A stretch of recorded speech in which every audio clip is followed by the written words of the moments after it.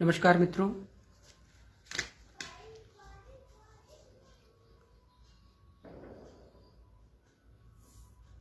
लोगों को जुड़ जाने दीजिए।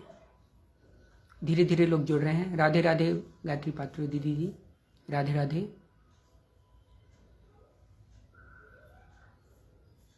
वर्षा भदौरिया जी नमस्कार। रणबीर कपूर, अरे भाई रणबीर कपूर की कौन सी बात, रणबीर कपूर दूसरी चीज़ है। राधे राधे राधिका शर्मा, सौरभ शर्मा भारद्वाज, राधे राधे।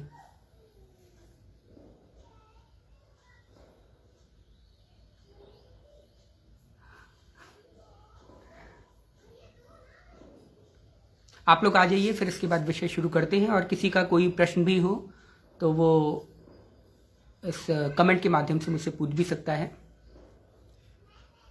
धीरे धीरे लोग जुड़ते जाएंगे तो अच्छी बात रहेगी। साथ में मैं इसको शेयर भी कर देता हूँ।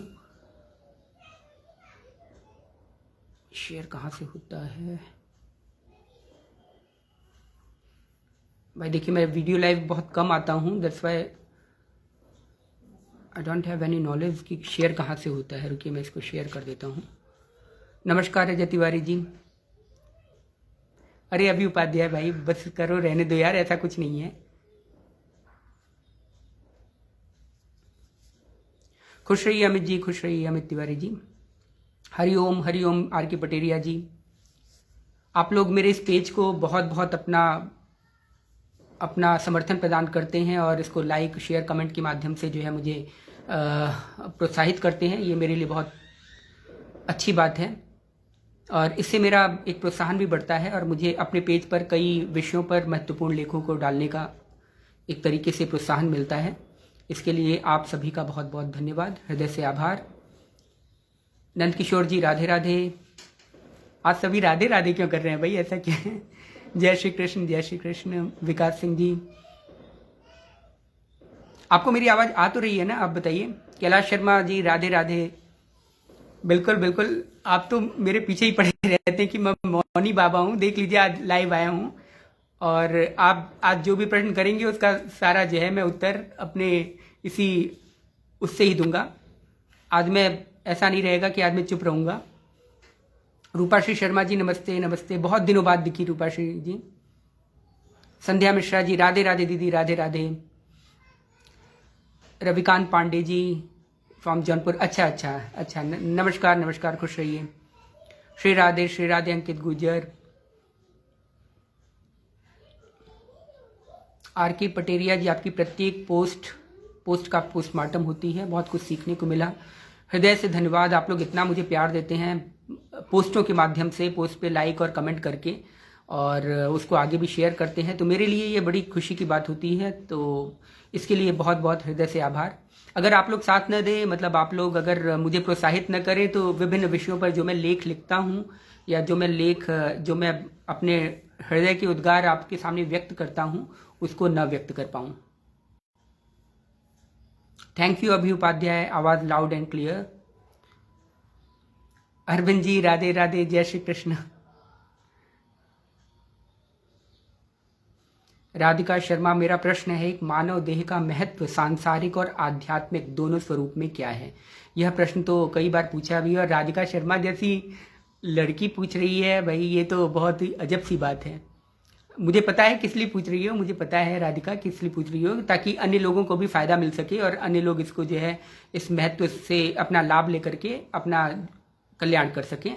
इस प्रश्न का उत्तर मैं थोड़ी देर बाद दूंगा, लेकिन आज जिस विषय पर मैं यहाँ पर आया हूँ, अब भाई देखिए कमेंट आ रहे हैं। काफ़ी समय बाद आपको देखकर अच्छा लगा भाई जी, आप दीर्घायु, बहुत बहुत धन्यवाद। दीर्घायु मत बोलो भाई, दीर्घायु मैं लेकर के क्या करूँगा? बस ये बताओ, ये बस शुभकामना करो कि मेरी भक्ति भगवान श्री कृष्ण के चरणों में निरंतर बढ़ती जाए, बस, और मुझे कोई कामना न हो, और धीरे धीरे सांसारिक कामनाएं, सांसारिक इच्छाओं का दमन होता रहे। बस ये जो है, अगर शुभकामना दे सको तो बहुत अच्छी बात है। यहाँ औरों को कैसे जोड़ें? आप यहाँ से शेयर कर सकती हैं, अपने उस पर शेयर कर सकती हैं, और शायद ये तो मुझे भी नहीं पता कैसे जोड़ें, दिस आई डोंट नो, लेकिन अब मैं आपको मुझे भी देखिए, मैं भी पहले मतलब बहुत ही कम लाइव आता हूं, तो अब हालांकि अब मैं सोच रहा हूं कि अब जो है हर हफ्ते एक बार लाइव आ जाया करूं, तो इसलिए मुझे इसके विषय में कुछ ज़्यादा पता नहीं है। अगर आप लोगों को पता हो तो आप बता दीजिए गायत्री पत्रा दीदी को कि इसको कैसे शेयर करते हैं। मैं भी शेयर नहीं कर पा रहा हूँ अपने पेज पर, सॉरी अपने पेज पर हूँ लेकिन अपनी आईडी पर, पर्सनल आईडी पे I am unable to share this. और भूपेंद्र कृष्णात्रे नमस्ते, नमस्ते, बहुत बहुत नमस्ते। अभी उपाध्याय, मैं तो आपको सीएम मटेरियल समझता हूँ। क्या भाई आज मेरी लेने की उम्मीद से हो क्या? ऐसा मत करो भाई। मैं सीएम पीएम तो कुछ बनना नहीं चाहता। And trust me, you should contest for election. अच्छा जी, ये मेरे अंदर कोई वो ही नहीं, इच्छा ही नहीं है कि मैं इलेक्शन के लिए कॉन्टेस्ट करूँ। पहले था, पहले के समय में जब नए नए आए थे तब थोड़ी सी मन में थी जिज्ञासा, मतलब सांसारिक उसके वैभवों के प्रति थोड़ी आकर्षण थी, लेकिन अब धीरे धीरे वो सब सारी खत्म होती जा रही है। जितिन कपूर जी प्रणाम प्रणाम। चलिए, अब काफ़ी लोग आ गए हैं, मेरे ख्याल से 24 लोग अभी देख रहे हैं, 24 लोग अभी लाइव हैं, तो मैं आपका समय ज़्यादा न लेते हुए अपने विषय को शुरू करता हूँ। मेरे पास कुछ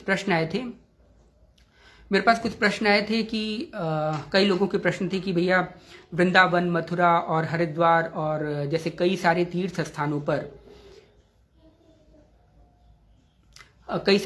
स्थानों पर ऐसा क्यों होता है कि हम जाते हैं तो हमारे पीछे पंडे पड़ जाते हैं और पंडे हमसे लूट लेते हैं, या हमारे पीछे जो पढ़ करके मतलब हमारी इससे मानसिकता बड़ी खराब हो जाती तीर्थ स्थानों पर जा करके।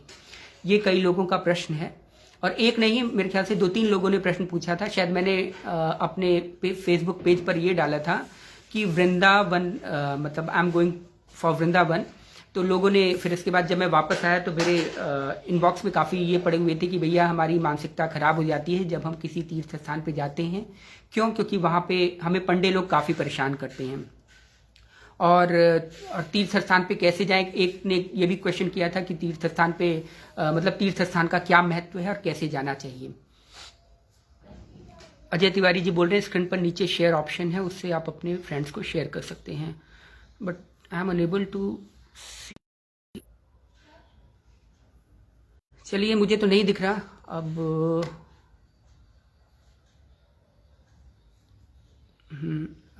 मुझे तो कोई ऑप्शन यहाँ पे नज़र नहीं आ रहा है। एनीवे, फिर हम अपने टॉपिक पे आते हैं।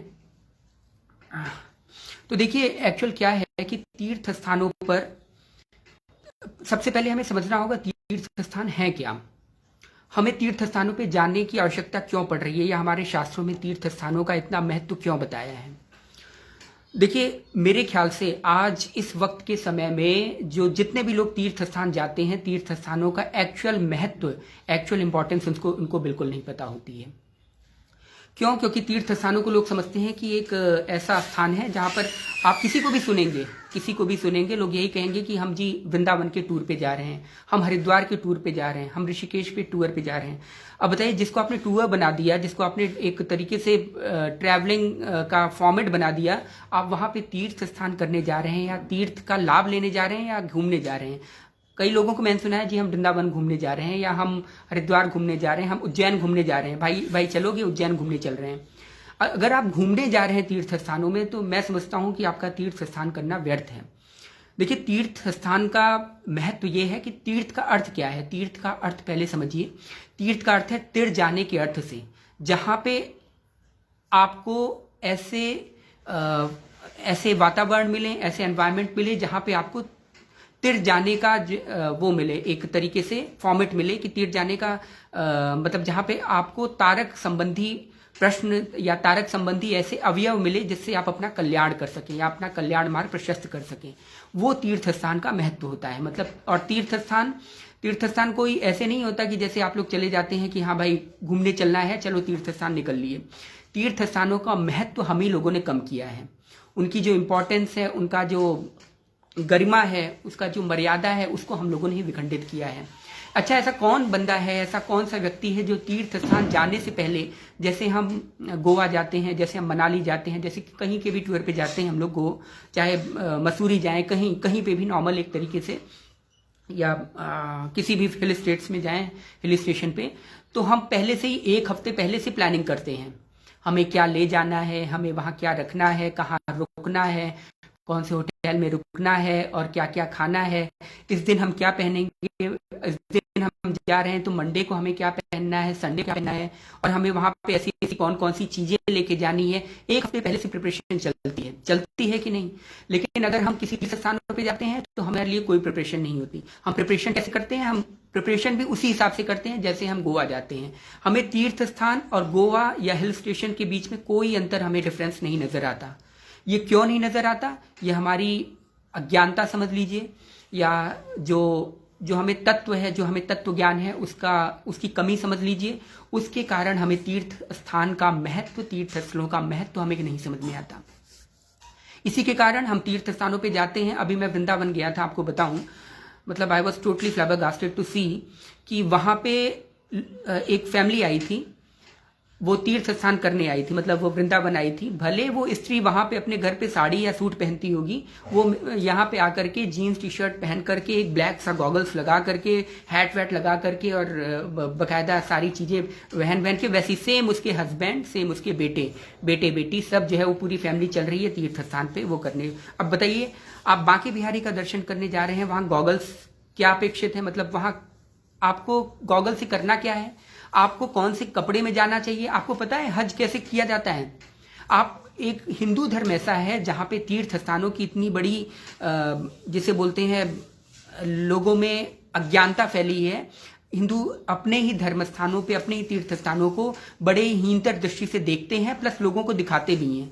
न वो तीर्थ स्थानों का मर्यादा का पालन करते हैं, न वहाँ की तीर्थ स्थानों की इंपॉर्टेंस वो जनाते हैं, न खुद जनवाते हैं, जिसके कारण हमारे तीर्थ स्थान पर कोई भी लद्दू खदम्बर, कोई भी, चाहे किसी भी उसका हो, चाहे मुस्लिम हो, चाहे कुछ भी हो, वो आकर के हमारे तीर्थ स्थानों पे कब्जा कर लेते हैं, अपने सामान बेचते हैं।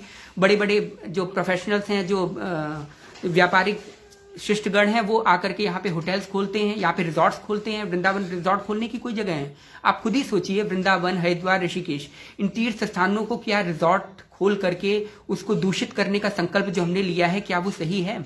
अभी आपने हाल ही में सुना होगा, हरिद्वार में कुछ जो नए नए लड़के होते हैं, भ्रष्ट नवयुवक जिन्हें बोलते हैं, जो राक्षसी प्रवृत्ति के, जिनके माँ बाप ने उन्हें संस्कार नहीं दिया है, वो जाकर के वहाँ हुक्काबाजी कर रहे हैं, लड़कियां नाच रही हैं वहाँ पे। क्या ये तीर्थ स्थानों की महत्ता है? क्या उसकी मर्यादा इससे भंग नहीं होती? क्या उससे उसकी मर्यादा, उसका जो एलिगेंसी है वो खत्म नहीं होता? मतलब ये क्या है? आप खुद ही सोचिए, जब हम ही अपने तीर्थ स्थानों की इतनी गलत चीजें करेंगे तो अन्य लोगों से हम क्या अपेक्षा कर सकते हैं? वो भी आएंगे, वो भी वहां मीट, मांस, दारू सब बेचेंगे ही।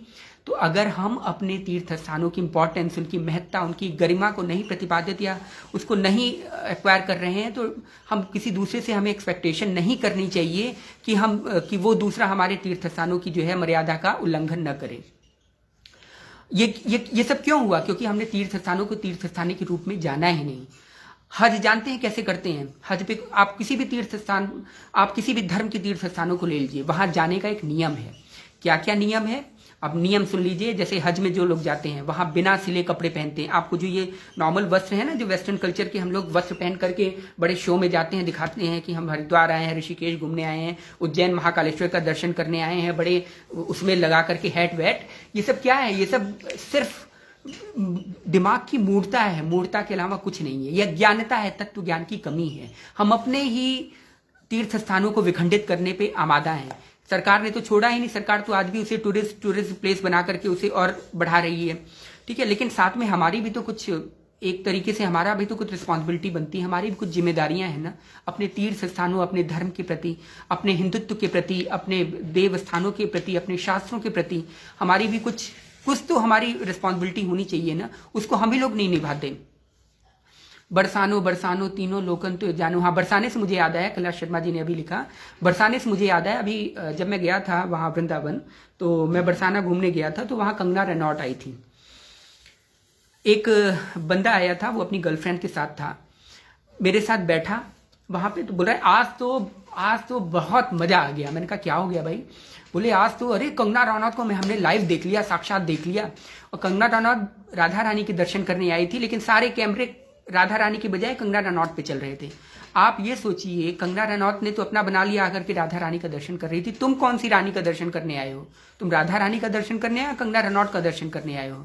चाहता तो मैं भी खींच सकता था, बहुत सारे और भी लोग थे जो इस उसके थे, वो भी खींच सकते थे, लेकिन उनका उद्देश्य सिर्फ राधा रानी से था।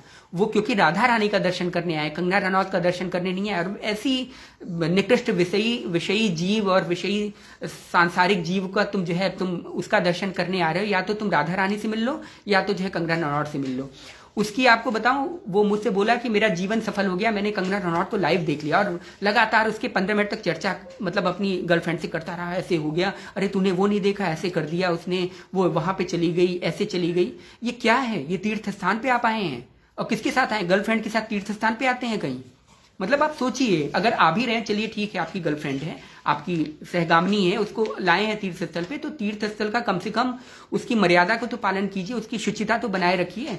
आप वहां कंगना रनौत का दर्शन करने आए कि राधा रानी का दर्शन करने?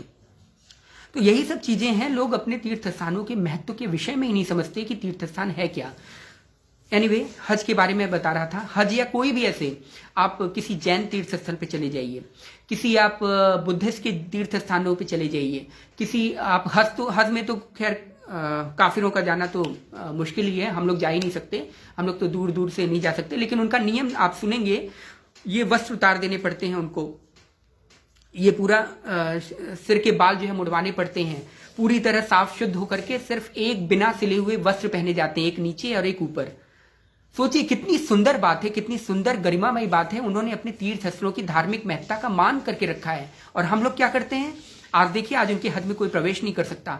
आज उनके हज को देखेंगे तो सब सिर्फ व्हाइट कपड़ों से सब कुछ सब लोग नजर आते हैं। हमारे तीर्थ स्थानों पे जाइए, कोई अलग भद्दे ड्रेस पहन के घूम रहा है, कोई इधर ड्रेस पहन के घूम रहा है, कोई इधर पेप्सी पी रहा है, कोई इधर वो कर रहा है। अरे आप तीर्थ स्थानों पे आए, पेप्सी आप अपने घर पे भी पी सकते हैं, आप होटल में अपने घर पे भी रह सकते हैं, आप हिल स्टेशन पे जाते हैं, तीर्थ स्थानों पे जाकर के लोग 3 स्टार 5 स्टार होटल लेते हैं। कितनी शर्मिंदगी की बात है।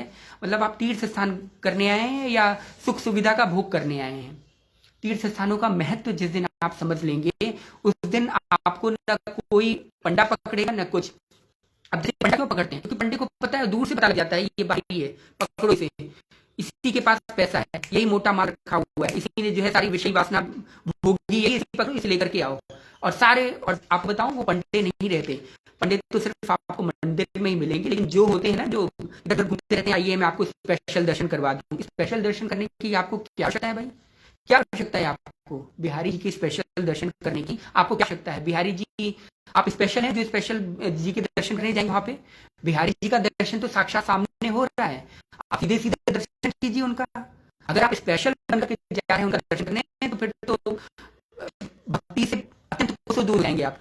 भक्ति में सिर्फ विनम्रता, दीनता, सिर्फ दीनता चलती है, इसके अलावा कोई। वृंदावन जा रहे हैं, किसी अपने गुरु स्थान पे जा रहे हैं, किसी अपने धर्म स्थल पे जा रहे हैं, हमेशा दीन भाव रख करके अंदर प्रवेश कीजिए कि हम भगवान का दर्शन करने आए हैं। वृंदावन में जाइए, फीलिंग कीजिए, अंदर से फीलिंग कीजिए कि हाँ, हम देखो कहाँ पे हैं, जहां भगवान ने अपनी बाल क्रीड़ाएं की हैं, जहां भगवान ने अपनी लीलाएं की हैं, सुंदर सुंदर लीलाएं की हैं, जहां भगवान ने अपने भक्ति रस से सबको सराबोर किया था। यहाँ देखो, ये रहा यमुना का तीर, यहाँ भगवान ने कालिया नाग का मर्दन किया था। यहाँ बैठे होंगे, यहाँ गोपियों के साथ रास किया होगा, यहाँ पे देखो नौका विहार किया होगा, देखो नौका विहार उन्होंने कैसे किया होगा, कैसे पानी उलीचा होगा एक दूसरों पे। फिर आप दूसरी जगह जाएं, मंदिर में जाएं, मंदिरों में डिफरेंट मंदिर हैं, उनके बारे में पहले से ही पता कर लीजिए कि ये मंदिर कहाँ पे हैं और उनके विषय में क्या इतिहास है। जब तक आप अपने मंदिरों के इतिहास के विषय में नहीं जानेंगे, तब तक आप उन मंदिरों का, उन अपने तीर्थ स्थलों का इंपॉर्टेंस या उनका लाभ नहीं ले सकते। देखिए, तीर्थ स्थान होते क्या है मैं आपको बताऊं। तीर्थ स्थान एक्चुअली कोई ऐसी जगह नहीं होती। तीर्थ स्थान जब भगवान लीलाएं करते हैं या जो है भगवान अवतार लेते हैं, तो अपने लीला, धाम और गुण वगैरह ये सब छोड़ करके जाते हैं संसार में, ताकि इनका सहारा लेकर के, इनका अवलंबन लेकर के जो भक्त हैं वो अपना कल्याण कर सकें।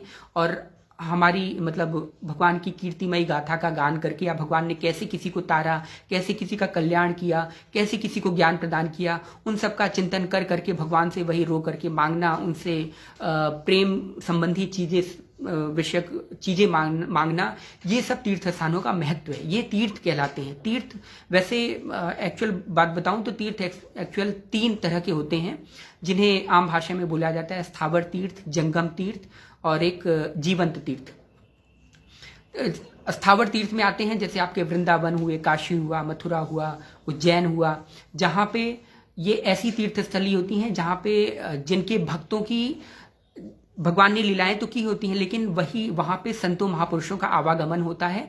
संत महापुरुष वहाँ रह करके साधना स्थली होती है। एक्चुअली जो तीर्थ स्थान होते हैं वो संतों महापुरुषों की साधना स्थली या तपोस्थली मानी जाती है। उनके कण कण में, तीर्थ स्थानों के कण कण में, उस धाम के कण कण में ऊर्जित होता है सारा वातावरण, सारा गुंजायमान उनके साधना से। तो इसलिए वहाँ पे एनर्जेटिक होता है सारी चीज़ें। वहाँ पे जो जिन लोगों ने साधना की होती है, आप किसी भी तीर्थ स्थल को उठा लीजिए, चाहे हरिद्वार, उज्जैन, महाकालेश्वर, अपने जो ज्योतिर्लिंग हैं, ज्योतिर्लिंग से लेकर के शक्तिपीठ, सभी साधकों की तीर्थ तपोस्थली रही है। वहाँ पे उन्होंने तप से भगवान को प्रकट किया है। भगवान ने उनकी सुन करके वहाँ प्राकट्य हुए हैं। उस प्राकट्य को देख करके भगवान हमारा भी कल्याण करेंगे। वहाँ देख करके संतों महापुरुषों का जमावड़ा हो जाता है, साधु सन्यासियों का जमावड़ा हो जाता है। उस स्थान को तीर्थ स्थान कहा जाता है। जहाँ संत और महापुरुष नहीं रहते वह स्थान तीर्थ स्थान नहीं कहलाता, पहली बात।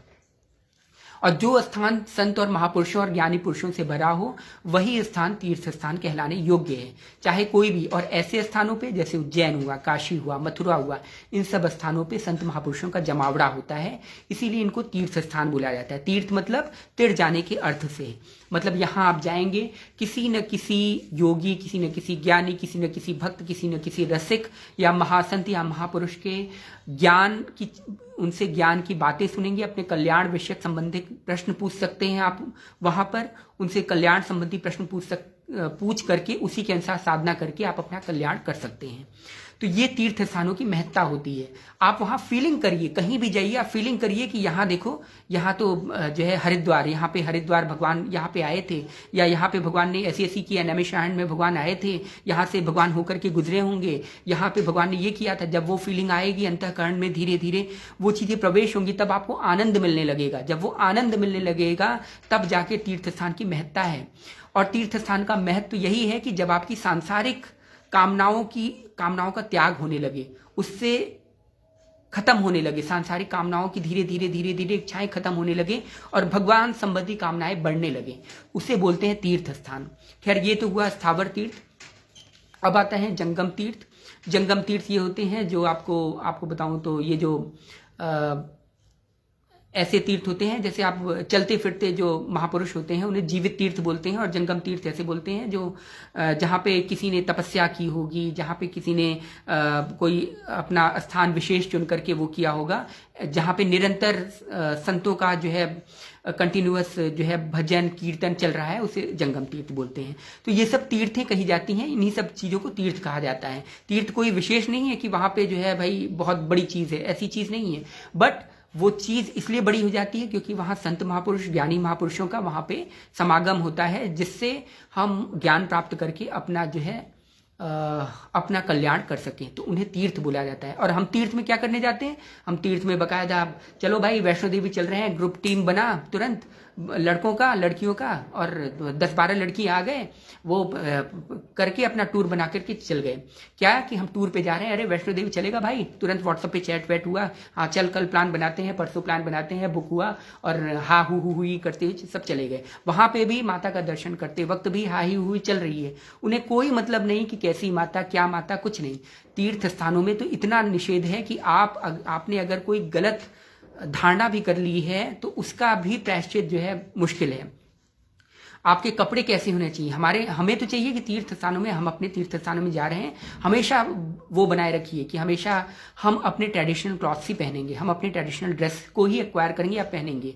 ठीक है, ये हमारी एक यहाँ पे प्रण ले लीजिए कि अपने तीर्थ स्थानों की महत्ता अगर हम प्रदर्शित करना चाहते हैं तो हम अपने ट्रेडिशनल वस्त्रों में ही तीर्थ स्थानों का भ्रमण करेंगे। इससे क्या होगा, लोगों में भी एक अपनी अस्मिता का जागृत होगा, विवेक होगा कि अरे नहीं, यहाँ तीर्थ स्थानों में देखिए, जब आप तीर्थ स्थानों में जाएंगे सभी को ट्रेडिशनल ड्रेस में पहनेंगे, पुरुष धोती और कुर्ता पहने हैं या कुर्ता पैजामा पहने हैं, तिलक लगाए हैं, त्रिपुंड लगाए हैं, कितना सुंदर वातावरण लगेगा, आपका मन स्वतः ही भगवान में लगने लगेगा। कि हाँ उनका देखा देखी। देखिए संघ का बहुत असर पड़ता है, जिस जिस संघ में आप रहेंगे उस संघ का बहुत असर पड़ता है। और जैसे ही आप जो ड्रेस होती है, ड्रेस का भी बहुत असर पड़ता है। इसीलिए ड्रेस, आचार विचार, रहन सहन, इन सब चीज़ों का भक्ति विषयक पदार्थों में विशेष अनुकरणी बताया गया है कि इन सबका आप अनुकरण करें।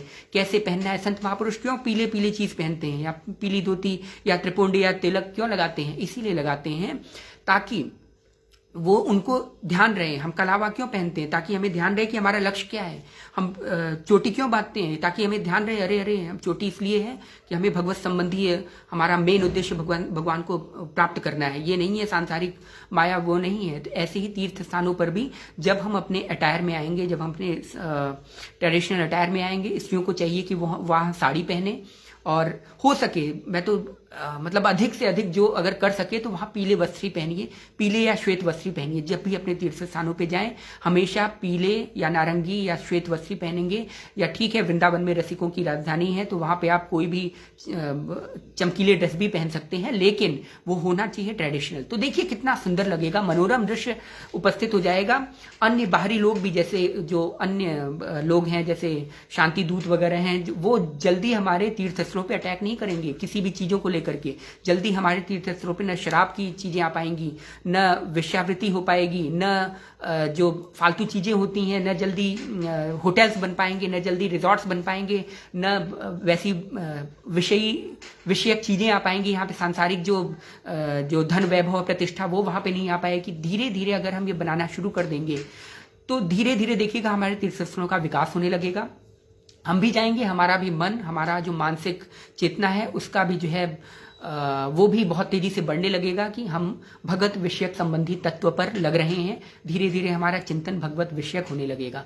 एक्चुअल क्या होता है, पंडे उन्हें ही पकड़ते हैं जो देखते हैं कि बड़े नए रुआब से आ रहे हैं और अच्छा ऐसे ऐसे करके कि जी हमें स्पेशल दर्शन चाहिए तो आओ 1000 रुपये लो, हम तुम्हें स्पेशल लाइन में लगाते हैं। लेकिन करते क्या है, दर्शन तो वही होने हैं, ठाकुर जी वही रहेंगे, ठीक है, बांके बिहारी जी वही रहेंगे, महाकालेश्वर बाबा जी वही रहेंगे, ठीक है, सब कुछ वही रहेंगे, लेकिन उनको स्पेशल बना करके वहां से जाते हैं। उनको क्या फीलिंग आती है, अरे जी हम तो स्पेशल हैं और हमें अच्छा दर्शन हुआ। दर्शन तुम किसका करने गए हो, किसका करने गए हो? अरे जिसके सामने करने गए हो उन्होंने तो सीधे बोला है कि भाई दीन भाव से मेरे प्रति आओ। कोई भी भक्त, किसी भी भक्त की आप जीवनी उठा लीजिए, सबने भगवान को दीन भाव से ही प्राप्त किया है। किसी ने ऐसे नहीं प्राप्त किया कि बड़े सूरमा बन के गए राजा। आपने रामायण में भी देखा होगा जब दशरथ जी जाते हैं उनका दर्शन करने, जिनसे श्रृंगी ऋषि के पास, तो बिल्कुल मुकुट फुकुट उठा करके पूरा पीताम्बर वगैरह अपने राशि ठाट बाट सब रथ वत त्याग करके पैदल हाथ जोड़ करके ऋषि श्रृंगी के पास गए थे। तो ये क्या है, यही तब आपको जो है उसका लाभ मिलेगा। ऐसे नहीं कि आप कुछ भी उठा करके कैसे भी पूरा भरी पूरी सामग्री लेकर के वहां भी पिज्जा बर्गर और सारी वेस्टर्न चीजें, वेस्टर्न कल्चर अपना रहे हैं। अरे आप अंग्रेजों को देख लीजिए वृंदावन में, मैं आपको कह रहा हूँ सबसे ज्यादा अंग्रेज वृंदावन में ही मिलते हैं। आपको बता दूं तो वृंदावन ऋषिकेश में ही सबसे ज्यादा अंग्रेज मिलते हैं। लेकिन आप उनको देखेंगे, आप अपने ऊपर आपको शर्मिंदगी महसूस होगी। उनका जो अटायर होता है वो धोती कुर्ता प्लस पूरा तिलक विलक लगा करके इतना सुंदर दृश्य उत्पन्न करते हैं, चाहे उनकी स्त्रियां हों, चाहे उनके पुरुष हों, चाहे उनके बच्चे हों, पूरी फैमिली ऐसे पूरा भारतीय परंपरा से अनुग्रहित होते हैं कि आप उनको देख करके शर्मा जाएं। और दूसरों को देख करके, और जो हमारे भारतीय आते हैं, जो अपने ही हिंदू आते हैं, वो कैसे आते हैं, हे भगवान, मतलब आपको बता दूं मैं उस स्त्री को देख करके दंग रह गया कि मतलब वो आई और बोली कि मुझे स्पेशल दर्शन करना है। तो पंडा उठा करके लेके गया, चलिए आपको स्पेशल दर्शन कराते हैं। और सबके 500-500 रुपये लिए, मतलब हर उनके जो वो आए थे, लॉज आए थे और साथ में वो भी आए थे, सबके वो जो है वो 500-500 दर्शन रुपए करवा रहे हैं। कहाँ तक करवाए, जहाँ पे मैं खड़ा था वहीं बगल में खड़ा करवा दिए। वो देखिए, और क्या दिए, स्पेशल बस उनको वहां से ठाकुर जी से लेकर के उनको प्रसाद दे दिया। तो इससे मतलब क्या हुआ, आपने दर्शन किया क्या, आपके अंदर वो भाव विह्वलता आई ठाकुर जी को देख करके कि हम किसका दर्शन कर रहे हैं, रसराज बिहारी जी का दर्शन कर रहे हैं। क्या वो रस आपके अंदर आया? नहीं आया तो वो बेकार ही है। बाकी बिहारी जी का दर्शन आप नहीं, आप एक तरीके से वो जो मंदिर बना है और जो वहाँ पे पत्थर की मूर्ति रखी है, बस उसी का दर्शन करके आप आए हैं। बाकी बिहारी जी का दर्शन आपने किया ही नहीं, आपने किया ही नहीं। अगर करते तो आप दीन भाव से होकर के आते, आपको स्पेशल दर्शन करने नहीं आना था। ना आप गॉगल्स लगा करके आते, ना पूरा हैट वैट पहन के अपने आप को दिखाते कि हम कहाँ मतलब अलौकिक उससे आए हैं। ये सब क्या दिखाना भाई। आप जाइए, मैं तो कहता हूँ वृंदावन, ऋषिकेश या कहीं भी जाइए, ज़्यादा से ज़्यादा कोशिश कीजिए कि आप जो है वहाँ नंगे पैर चलें। तीर्थ स्थानों का महत्व अगर आपको लेना है, उनसे लाभ लेना है, उनसे अनुग्रहित होना है, तो आप वहाँ नंगे पैर रहिए हमेशा। जितने हो सके, जितना हो सके वहाँ की कण कण आपको मिलने लगी। जितना, अरे भाई, संसारिक बीवी बच्चों के लिए बहुत दौड़े हैं हम लोग, बहुत दौड़े हैं, इतना दौड़े हैं कि अब पूरा जीवन नष्ट हो जा रहा है। कम से कम भगवान के लिए तो नंगे पैर वहाँ चल लें। जो हमारे साथ जाएगा वो चीज़, यहाँ पे तो जो हम लोग यहाँ कर रहे हैं वो सब कुछ छोड़ छाड़ के हमें यहीं रहना है। हमें मतलब हम तो कुछ नहीं लेके जा पाएंगे, ऊपर से गाली हमें ऊपर से मिलेगी, हमारे लिए क्या करके गया पापा जी, अब आपने हमारे लिए क्या किया है। तो गाली मिलनी ही मिलनी है। इससे बेटर है कि हम अपना क्यों ना कल सुधार लें, हम अपना भविष्य क्यों ना सुधार लें। अगर तीर्थ स्थानों पे जा रहे हैं, तीर्थ स्थानों की मर्यादा का, तीर्थ स्थानों की गरिमा का, उसका पालन अवश्य कीजिए। अगर उसका पालन नहीं करते हैं तीर्थ स्थानों का, तो इस तीर्थ स्थानों पे जाने का कोई भी, आप समझिए, कोई भी लाभ नहीं है। चाहे आप कितना भी मार्चिंग कराइए। अभी जिस दिन मैंने डाला था कि मैं आई एम एट द प्रेम मंदिर इन वृंदावन, और वो समय था शायद 3 या 2 बज रहे थे, तो किसी ने लिखा कि अरे आप तो गलत चले गए, आपको तो शाम के वक्त जाना चाहिए था। तब मुझे समझ में आ गया भाई, प्रेम मंदिर की लाइटिंग के लिए मैं वहाँ पे ठाकुर जी का दर्शन करने गया हूँ या वहाँ पे लाइटिंग का दर्शन करने गया हूँ। ठीक है, लाइटिंग ठीक है, अट्रैक्ट करती है, बहुत अच्छी बात है, अट्रैक्ट करती है लोगों को। कम से कम जो येन केन किसी प्रकार वो जो है लोग अट्रैक्ट होकर के आ रहे हैं, यही बहुत बड़ी बात है कि किसी प्रकार थोड़ी देर के लिए उनसे उनका संसार विषयक चिंतन खत्म हो रहा है और ठाकुर जी विषयक लग रहा है। लेकिन मैं किस उद्देश्य से जा रहा हूँ, मैं तो भाई ठाकुर जी का दर्शन करने जा रहा हूँ ना। मैं शाम को लाइटिंग देख करके मैं क्या करूँगा। लाइटिंग, प्रेम मंदिर तो ऐसी चीज़ है, प्रेम मंदिर तो जब मैं मतलब हमारे सामने उसका उद्घाटन हुआ, हमारे सामने उसकी नींव खुदाई हुई, मतलब ये 2000 से स्टार्ट हुआ था और शायद 2011 में बन के कंप्लीट हुआ है ये। तब से पूरी तक, और 2000 प्रेम मंदिर के पूरे उद्घाटन समारोह का जो पूरा दारोमदार था वो कुछ ही हम लोगों पे था। तो प्रेम मंदिर की बात तो अलग चीज़ है, लेकिन वैसे ही नॉर्मल मैं बात बता रहा हूँ एक, कि नमस्कार कालीचरण सिंह जी, आप आए, बहुत बहुत धन्यवाद।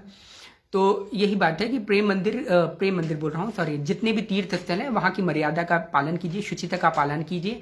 आप वहाँ जाइए, अगर परिक्रमा भी कर रहे हैं, अगर आप वहाँ के मतलब भगवान के टेम्पल में भी जा रहे हैं, मंदिर में भी जा रहे हैं, तो कृपया हो सके तो अपने ट्रेडिशनल क्लॉथ्स में जाइए, अपने भारतीय परंपरा का अनुवाहक बनिए, उसको होकर के जाइए। देखिए, सभी जितने भी तीर्थ स्थल बने हैं, हर धर्म के लोग अपनी अपनी परंपराओं का पालन करते हैं, भले वो इधर पालन न करें। आप कभी मस्जिद में आपने देखा है, हमेशा वो टोपी में रहते हैं, लेकिन आप हर मंदिर में आप देखेंगे लोग उल जलूल पहन करके कैसे भी आकर के वो भगवान को प्रणाम कर रहे हैं।